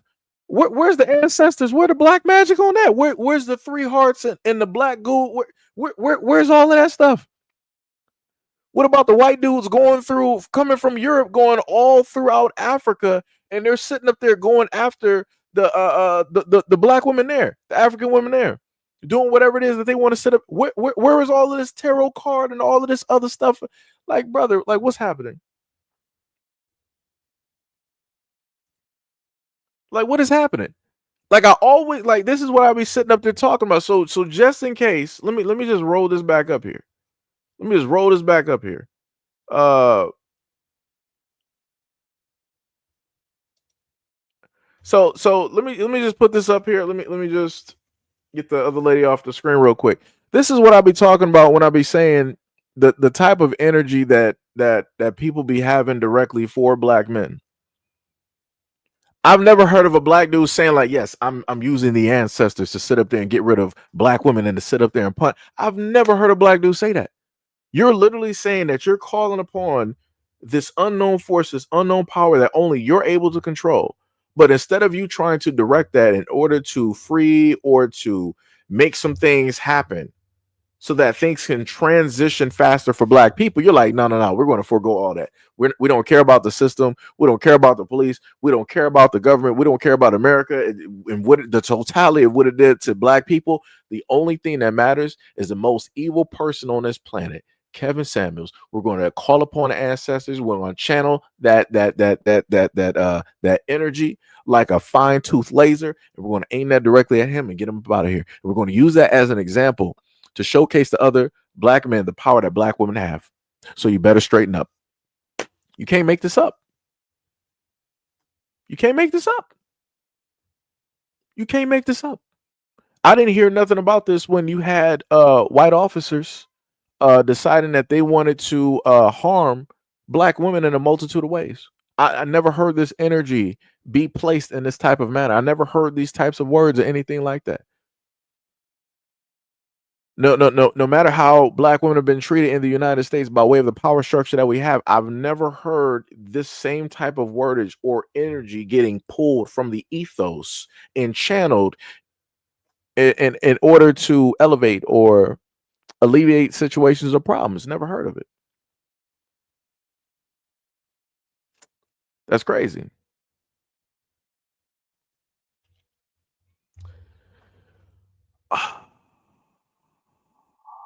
Brother, I don't even know. I don't even know where are we even at right now. Where what side? Let me see. Hold on, let me see something real quick. Cause yeah, I don't know what this is. All right. I can see where some people can go like far off, and then that must be like the other. Uh, let me just fix this real quick. Let me just um let me see. Bam. we're gonna do that real quick because we're gonna basically throw in a nice little substitution. So Sham, welcome to the family. We're about to throw a nice substitution directly up in it. We ain't man, I ain't doing this. Nah. I ain't about that life. Like I said, I'm not brother. Brother. Yeah. Yes. Can't do that. I'm sorry. I'm like, yo, I can't. Like I said, certain stuff I can deal with and manage and everything like that. I can't sit up there and can't be dealing with that. I'm sorry. It's been a long time coming, but I know a change is gonna come. Oh yes, it is, and it's already happened. So shout out to Sham. Much love, respect, and and appreciation. Got to sit up there and keep Black women in rotation. Directly on this channel. I got to have somebody with logic and common sense. I can't be dealing with that nonsense. We- I'm so sorry. Like I said, nah. The moment in time that I can see somebody that's completely fine with that type of thing happening, I only know that it's a matter of time before I happen to say something that they don't like, and they're in the background just hoping and wishing, and I'm like, yeah, nah, I'm good. I can't be doing that. Tibby said it's Friday. We need a gaming stream. SmackDown tonight. Actually, Tibby, I don't have SmackDown. You have that. Actually, Z is not a moderator. And that happened live. That is a straight demotion. 100%. Like I said, I'm not about that.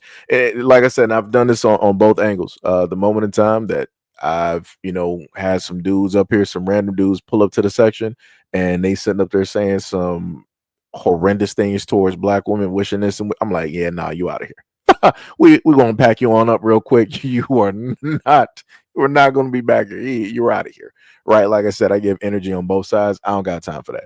People want to have a disagreement. People want to be emotionally imbalanced and all this. Yeah, that's cool. We can kind of filter through that, deal with that. That's cool. The moment in time that you start peeking into the whole thing of basically okaying and nah, I'm sorry. I can't. I don't advocate for that on no sides. I don't do that. Nope. Because like I said, it's only a matter of time before that same type of line of thinking is basically reflected on me somehow. And I'm like, yeah, I don't got time for that, but I'm good. Already, I think I had talked to, it was a woman like that on IG. That was like into like the same stuff as well too. Like I said, all power to y'all or whatnot, whatever. Hopefully y'all understand, what it is that y'all dealing with, because everything has a price. And you are going to be made to pay that price one way or another. So good luck. Like I said, I don't got nothing to do with that.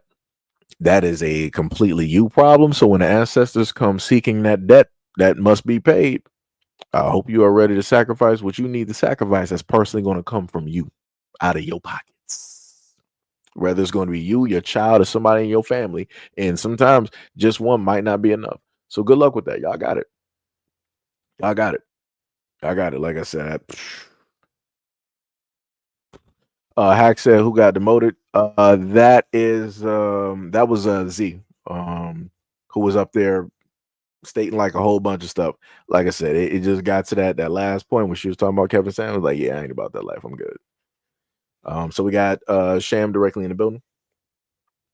We got Sham as a brand new moderator on the platform. So this is Sham for you guys. She's up here. Who is also a gamer as well. Up there on the gaming streets of I forgot, my brain just like the hamster fell off the wheel on Steam. So yeah, so we are getting there. We are getting there. What was it? What else we got? Jay said, what's the gaming channel? It's pretty much the same thing. It should be Seiji. I think it should be like SEIJIHITO Gaming. I think it was, but I'm just trying to figure out what I'm going to do at the moment because it's like I do got the gaming channel, but it's not a lot really happening up on there. I think I got about like 12 people up over there. But I haven't been consistent with the content, which I can't admit because I've been so focused on putting out content on, the main channels, or at least like live streaming videos and stuff like that. So it's like, yeah, I've been mostly just doing a variety of stuff directly over here and, neglecting that over there. Like I said, it's a lot to do. You got to sit up there and, get some videos together. Then you might do some solo videos and put those together and everything. Then you do live streams and you may cut that or whatnot. And then you got to be like, all right, now I'm going to sit up and record content for, the gaming channel, stuff like that. And then you got to filter through that, if you decide to, do, like I said, it's a lot. It is a lot. It is a lot. J Lock was like, yo, brother, promote me. It's like, I don't normally do it like that. I usually do it with time. Because a lot of the moderators that I have, they've been with me for like years. I'm talking about like the channel just like growing and either on like one or both channels. So it's usually an overtime, type of deal. But like I said, because of certain things that transpire over time, we will see. Because at one point, because I set up to tell you to Jay like yo, at one point in time, when I felt that like people really resonated with the channel, I was like, yo, I was throwing like moderators like left and right. Like at one point in time, I kid you not, like some of y'all may remember, we had a live stream where I swear it was like 20 deep with like moderators. And I'm like, dear God, I'm like, I pity the soul who comes to this channel and wants to troll because it ain't going to happen. So I'm like, it's like, yo, I kid you not, it was like a wall of blue directly in the chat. I'm like, man, somebody is going to get annihilated. And that's what was happening. That it was like Atom Smasher. It was like bricks were just getting like sent out and they were just getting destroyed left and right. I'm like, man, y'all don't even got a chance to troll. It's too many moderators here for you to even do anything. It was like, it's crazy. But then that stopped because it was one person that rolled through, and that was some of y'all remember it was CC. Rolled directly through there and caused a disturbance in the force and caused a very major issue. And during that time, which I can admit, I technically ultra reacted to the situation. And when it dealt with the Discord, I sat up there. I was just like mad. I was mad all over the place. I'm like, yo, why do this here? I'm like, anywhere else, like why here? Like this is like I don't understand. Like I was ultimately like I get like man. And then the conversations that the woman was having with me talking about like, oh, if you ban me, if you do this or that, I got people in the military or the FBI, I'll send them after you and stuff. I'm like, what just I'm like, how did like this just went to like 1 million real quick? I'm like, huh? I'm like, what just I'm like, man, I'm like, never again. I'm like, the people I got as mods right now, we just gonna stay rolling for a while. And we might pick up some people along the way. I'm like, man. But yeah, I got, like I said, I see quite a few of y'all directly up here. And I do remember names as long as y'all hopefully keep the same profile, because I know I've had some people over the years. They might have changed their names or whatnot or whatever. So I can't really keep track. And it's pretty hard to do that. So yeah. But like I said, I'm sitting up there, I'm looking and I am watching. Tippy said off topic, I need a black woman. I need help from black women who knows about hair. I think my hair is 4A because whatever it's short in its natural state and blow dried out, it's to my collarbone. Yo, what is up, Gail? Gail, let me tell you, you missed a good hour or two. we had a moderator that got demoted because she started talking crazy, saying some stuff. I'm like, yeah, it's gonna be deuces. All the BS is for the birds. Ain't nothing like a vulture. Shout out to Chris Brown. But yeah, it's crazy out here. We had to, get rid of somebody real quick, and we got Sham, who is a part of the mod section at this moment in time. I could have sworn, I feel like a lot of y'all were actually mods before, but I know it's like, it's different channels, so it's a little bit different. Got to do a back and forth, type of deal. But yeah. But yes. This is where we are. Technically, other than that, I don't really have nothing else. I'm just gonna be real. After that long hour or two of talking, yeah, I don't think I got anything else. That I think I'm pretty much done. I need to really go get my feng shui in order. I need to go eat some food, and something like that. Miss Ivory said, thanks for the chat today, Seji. No problem, much love, respect, and appreciation. Like I said, I always enjoy people, being here, adding to the topic, having conversations, whether we agree or disagree, it'd be like that. But yeah, that's crazy. So yeah, Gail, you'll probably have to roll back through the live stream probably about like a good 2 hours, and you'll probably see what took place and what happened. Like I'll have like some of her comments, directly up there. So yeah, it's crazy. But yeah, that's the whole other purpose for the game stream as well. For a lot of you guys here, like when I have the game stream, y'all can just pretty much chill and talk. Like I'll probably say stuff here and there, and y'all could have your own conversation, like how Tippy was like, hey, I need help with my hair and stuff like that. You could easily have those conversations and probably be talking for about a good 2 or 3 hours, something like that, things of that nature. Odd said, what is up? Nothing much at all. Hopefully your day is going well. Gail said, the day I get busy, I miss the action. Yeah, it's all good, Gail. Trust me, I know. You be working hard over there. You're working hard. The Jesus said it is all good. Seji, much love, respect. And matter of fact, if I'm looking at the name correct, I want to just in case, maybe I might be incorrect or not, but I think I do remember your name from at least some maybe some donations and things of that nature. So, just in case in the past you have donated and maybe I did not clearly state it, I do want to, give a shout out and also say thank you, for those times that you've, come through and donated, directly to the channel. So I want to put that directly out there. Tippy said, how to part your hair in maybe 4 or 6 sections. Mine's is 2. De Jesus said, be safe. You as well, my friend.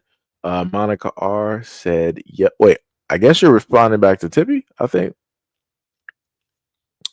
See, this is why I feel like Discord will be a little bit better, because then people could actually carry on the conversations and then actually, have them there just in case people want to have them and stuff. Because once the live stream is basically ended, then the conversation is pretty much ended too. And I hate doing that. Like I hate doing it, especially if people are really having conversations and stuff like that. Tippy said, this is why some women wear weaves if their hair is not long enough. Yeah. Like, trust me, Tippy, I 100% understand. I grew up with women in my family, my mom, my grandmother, my aunt.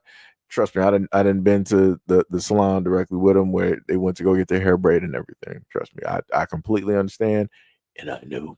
But it's a difference between y'all doing it and then you got other groups out there that just want to be lazy and just don't want to learn nothing about their hair and don't want to deal with it. And the crazy part is I've seen a lot of those young girls out here, and if they did have edges, is like, it's looking crazy. It's like now they starting to look like George Jefferson. Like it's some crazy work out there. It's crazy. Tippy said, if I go natural, I'll look like Psycho Bob. The thing that you would just have to do, Tippy, you would just have to find a natural hairstyle that would work and that would fit. Like I said, there are hairstyles that fit all different types of faces and everything like that. I'm pretty sure that there is a hairstyle. Sham said, Tippy, my hair type is about 3B, so not as thick as 4A. So yeah. But yeah, that's pretty much it though. That is pretty much it. If I was doing a video game live stream, we'll probably be up here for about a good 6 hours. But with the format that I got, y'all really wouldn't be able to make out or see anything at all. You know, wouldn't be able to see it. Sham said, yeah, the braids is too tight. It's pulling the edges out, and I get braids, but I get like a boho braids, I guess. Miss Ivy said, a lot of times folk get their hairlines from their parents, according to some dermatologist says. I mean, yeah, that's true. That's true. Tippy says you my face not working with short hair. I look like a chipmunk. What's wrong with chipmunks? You said circle face, chubby cheeks, and dimples. What's wrong with chipmunks? You ever seen the chipmunks from Alvin and the Chipmunk? Just saying, there's nothing wrong with chipmunks.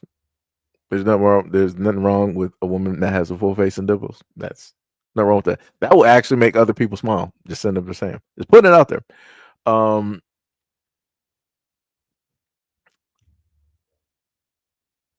You say, the chipmunk with the glasses, that's me.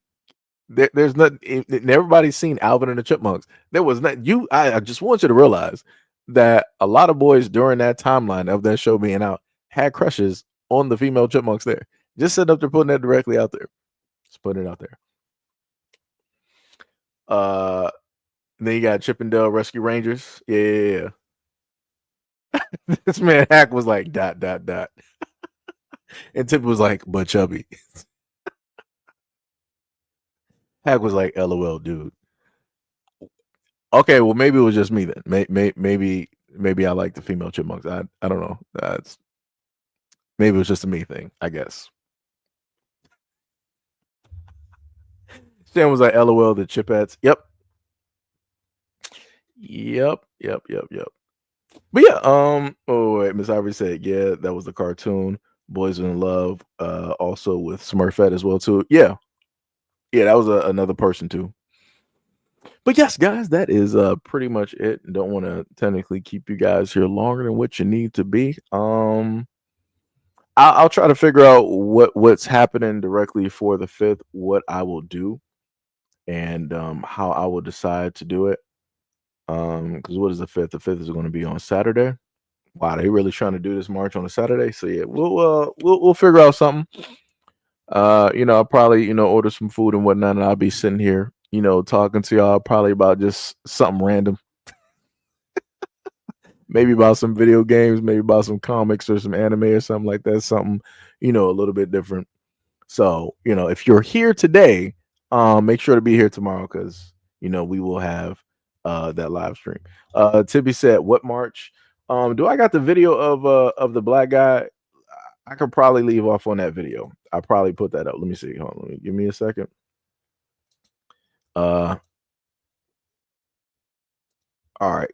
Got you right there. Down April 5th, it's a nationwide protest against everything that Trump and Biden has done against this country, and black people are not going. It's hands off for us. That cape you wearing, turning into a blanket. We playing spades, we watching TV, we having a cookout, we binge watching old Martin episodes, we doing everything but going to this damn march. Where them fans at? Find them fans April 5th. This ain't got nothing to do with us. We did not put that man in office, so this is their fight. Y'all remember when you was younger and your bike got stolen and your mother told you don't come in this house till you go get your bike back? It's their turn to go get the bike back. You can even look at the flyer and tell this ain't got nothing to do with us. Medicaid, Medicare, Social Security, public lands, fair elections, NATO, veteran affairs, cancer research, schools, libraries, free speech, LGBTQ, immigrants, judges, clean energy, our bodies, our jobs, personal data, everything but black rights, everything but discrimination, everything but redlining. You sit your ass down. Do not go out there and let them pepper spray you and beat you down and pull them tank tanks out and gas spray you. Because when black people mobilize, you a threat. When white people mobilize, it's a march. Sit your ass in the house. I don't know what is streaming on April 5th, but we need to look that up because Dope Thief is I know I'll be good. The streaming. Pit is good. I know Tyler Perry got a movie every week that's probably good. It's watchable. I'm telling you right now, find something to do on April 5th. They saying TikTok going to shut down, and that's just scary because the TikTok go dark, and it's going dark the same day this march is going down. That means they might know something we don't,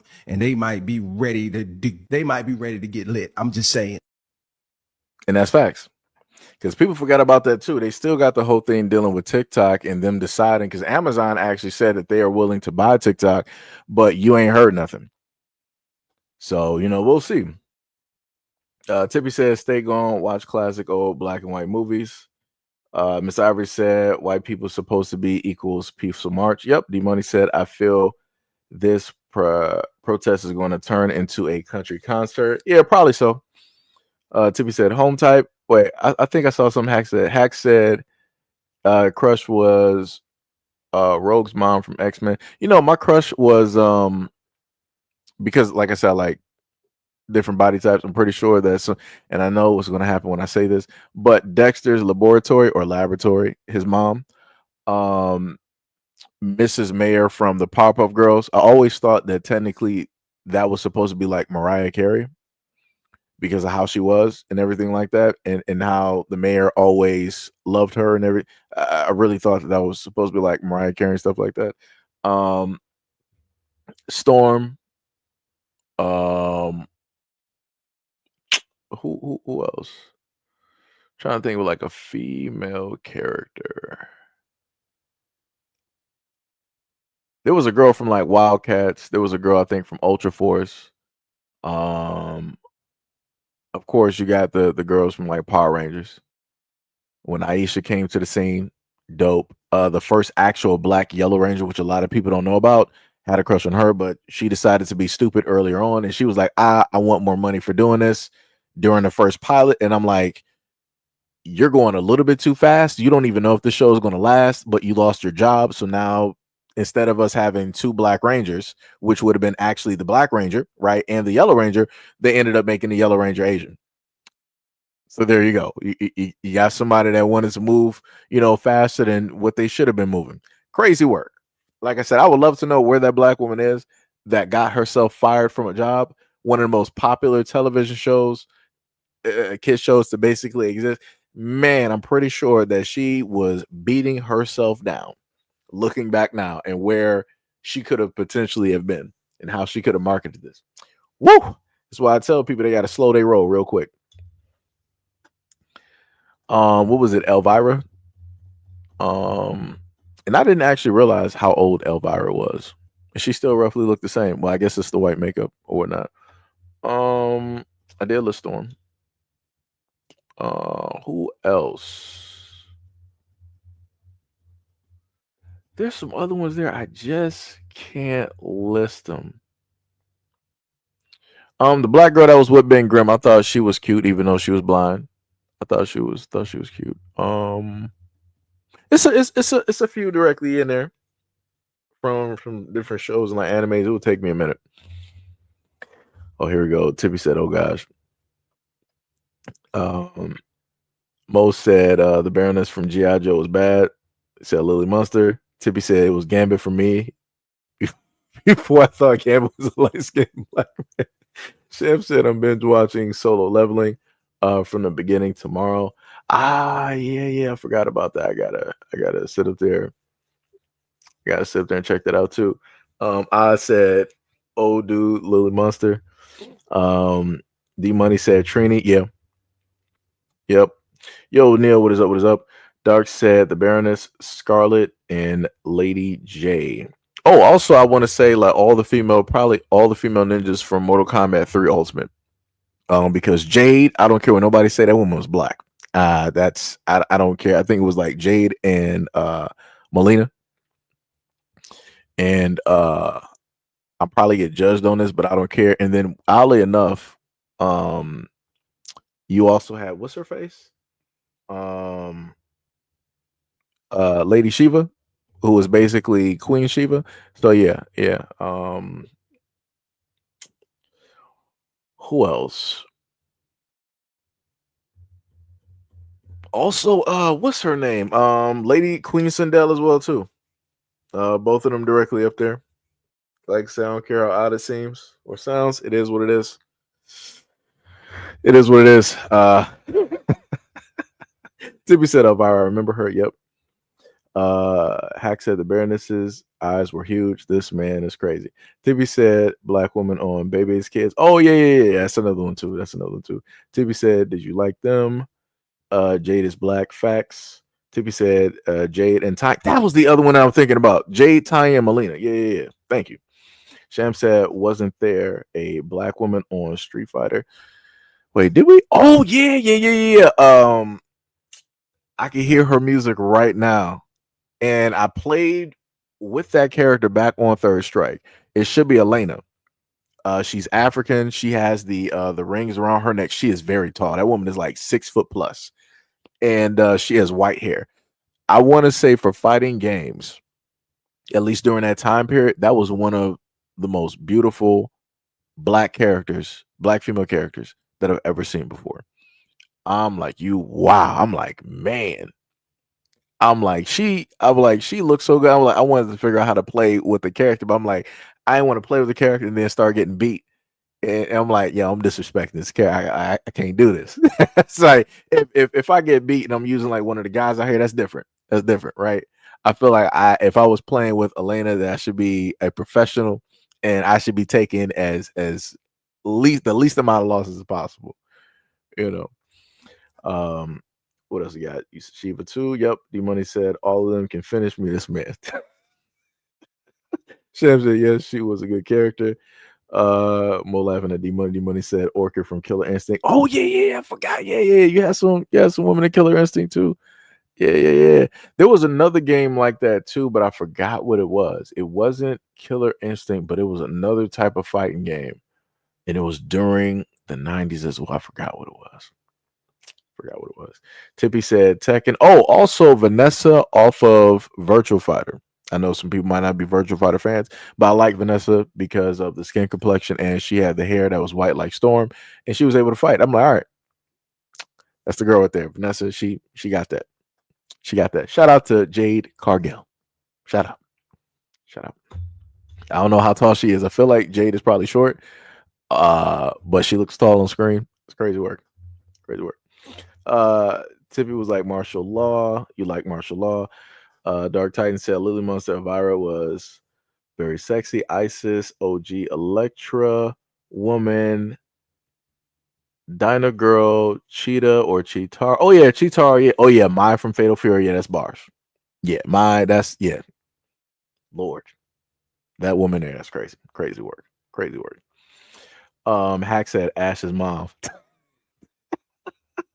Mo said Jatara from Thundercats, right? Shem said I'm still mad at a bit of Final Fantasy because the only black character there that they ever had was Fran from No, they had the black dude with the machine gun for a hand or an arm. He was black as well too. Tippy said Jade will crush you, Seiji. She's way out of your league. That's cold blooded. That's cold blooded. It's diabolical work. Sometimes in life people are meant to be crushed. We got Brandon V World. What is up, brother? What is up? Man said, here comes a new challenger. What is up, brother? What is up? The funniest part is, man, I was actually supposed to end this live stream probably about like 30 minutes ago. I was actually supposed to be off of this and go get some food. Because of some of the nonsense that we were going through in the comment section earlier. I had to sit up there and demote somebody real quick. I had to ship them on out. Goodbye, my friend. Happy trails. I had to do that because I'm like, it got a little bit too much. I'm like, yeah, we packing them up. I had to back them up. D Money said, for Jade Cargill, I will gladly let her crush me. Don't threaten me with a good time. Yeah, this is what in Futurama we would consider snoo. That's exactly what that is. That is exactly what that is. Just got to put that out there. I got to put that out there. What was the other female wrestler name? What was her name? Like, I think her name was like Jacqueline Neek. I think she was one of the first black female wrestlers that we had. Really, that was like an enforcer type. That was another woman there, and I think she's still around too. I think she is still around too. Sham said, "LOL, grab some leftover meatloaf. I was hungry. You know, I ain't actually had meatloaf in a minute." Mo said, "Did we mention Chun-Li from Street Fighter?" Nope, we actually did not mention Chun-Li from Street Fighter. Yeah, Chun-Li, that's another person too. You know what? Funny thing is, bringing up Chun-Li from Street Fighter. If anybody actually plays Marvel Rivals, I just want people to know, Emma Frost has always been a thin white woman, and she just, because she's Emma Frost, she would basically wear anything. On Marvel Rivals, I don't know what happened, but magically Emma Frost took some cues from Chun-Li, and now she got like these large thighs, and I'm like, this was not Emma Frost. Like, Emma Frost never looked like this. I'm like, what is going on right now? Like, Emma Frost is always, she was like thin. She was like, Susan Storm and Emma Frost have always been thin. They never really had bodies, anything like that, but now they do. It's some crazy work out here. Ty was like, get off, take a break. He was like, in the stream. Like, the funniest thing is, shout out to Brandon B. World for the $2 dono to the stream. He said, this man about to go eat some salmon and rice. This man, y'all always give me with the salmon and rice. Actually, now I'm about to, have some subs. That's what I'm about to do. That's what a brother about to do. See, you thought you knew something. This man thought he had me. Incorrect, sir. Incorrect. Every time, I want y'all to know, anytime I happen to see Ty basically right, because I'm used to looking at the smiley face that he has, for like the image profile, I imagine the smiley face basically talking in like a cartoon voice. So this is why I'm always laughing anytime Ty is writing something like, oh, it's hilarious. D Money said Jack Lanique is still around, had a big crush on her, but they said she got around with a lot of white dudes, broke my, oh, I ain't know that. Damn, that's tough. Well, it'd be like that. It's like how I had a crush on Raven Simone from That's So Raven, and I'm like, wow, like she looked great. I'm like, all right, she had me sitting up there singing like the theme song. I knew it by heart. I was sitting up there singing that theme song whenever it came on. Like that's how in tune I was with Raven Simone. And then we got the Raven Simone now, and I'm like, well, bring back the 2000s. just give me the 2000. I'm good. I'm good. Dark Titan, what is up? You said Marvel Rivals made those female bodies right, looking like other females in comics. Yeah. But I know they intentionally do that in order to give the women, those women, like a positive type of look, even though that's not really how they look. But I've noticed that in a lot of games, when it deals with black female characters, they will downplay them, even though black women normally have shapes and bodies and different stuff like that, but they will upplay the other woman directly out there. It's funny. It's funny how that happens. But yeah, I will say that in Marvel Rivals, every female in there has a type of body to look at. So I give them that. I give them credit where credit is due. It's even Squirrel Girl got something, sitting up there happening. I'm like, wow. I'm like, y'all did this to Squirrel Girl? I'm like, that's crazy. Tippy said, I want to say to black men in the chat that you're loved and worthy and valued. Take care of your mental health. Cry, let it out, and heal. All black women don't hate you. Keep growing, brother. So let me just put that directly up there. Tippy said, I just wanted to type that. Brandy Royal said, in my Cyclops voice, Emma Frost, crush me between your legs. My life is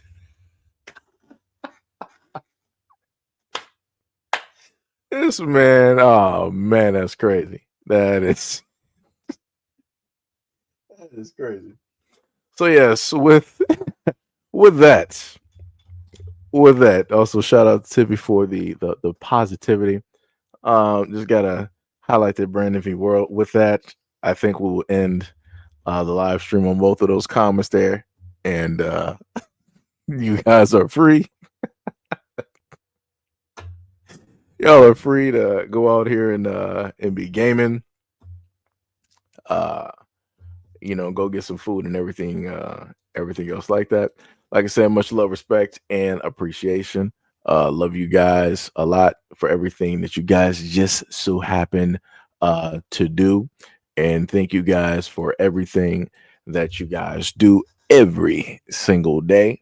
Shout out and thanks for all the donations, all the support directly to the channel. Much love, respect, and appreciation to all of my moderators that are here, you know, at this moment in time, that have been with the channel for the longest time possible. And again, we will have a live stream for tomorrow because again, I'm staying in the house. I'm not going out there marching. We ain't doing this.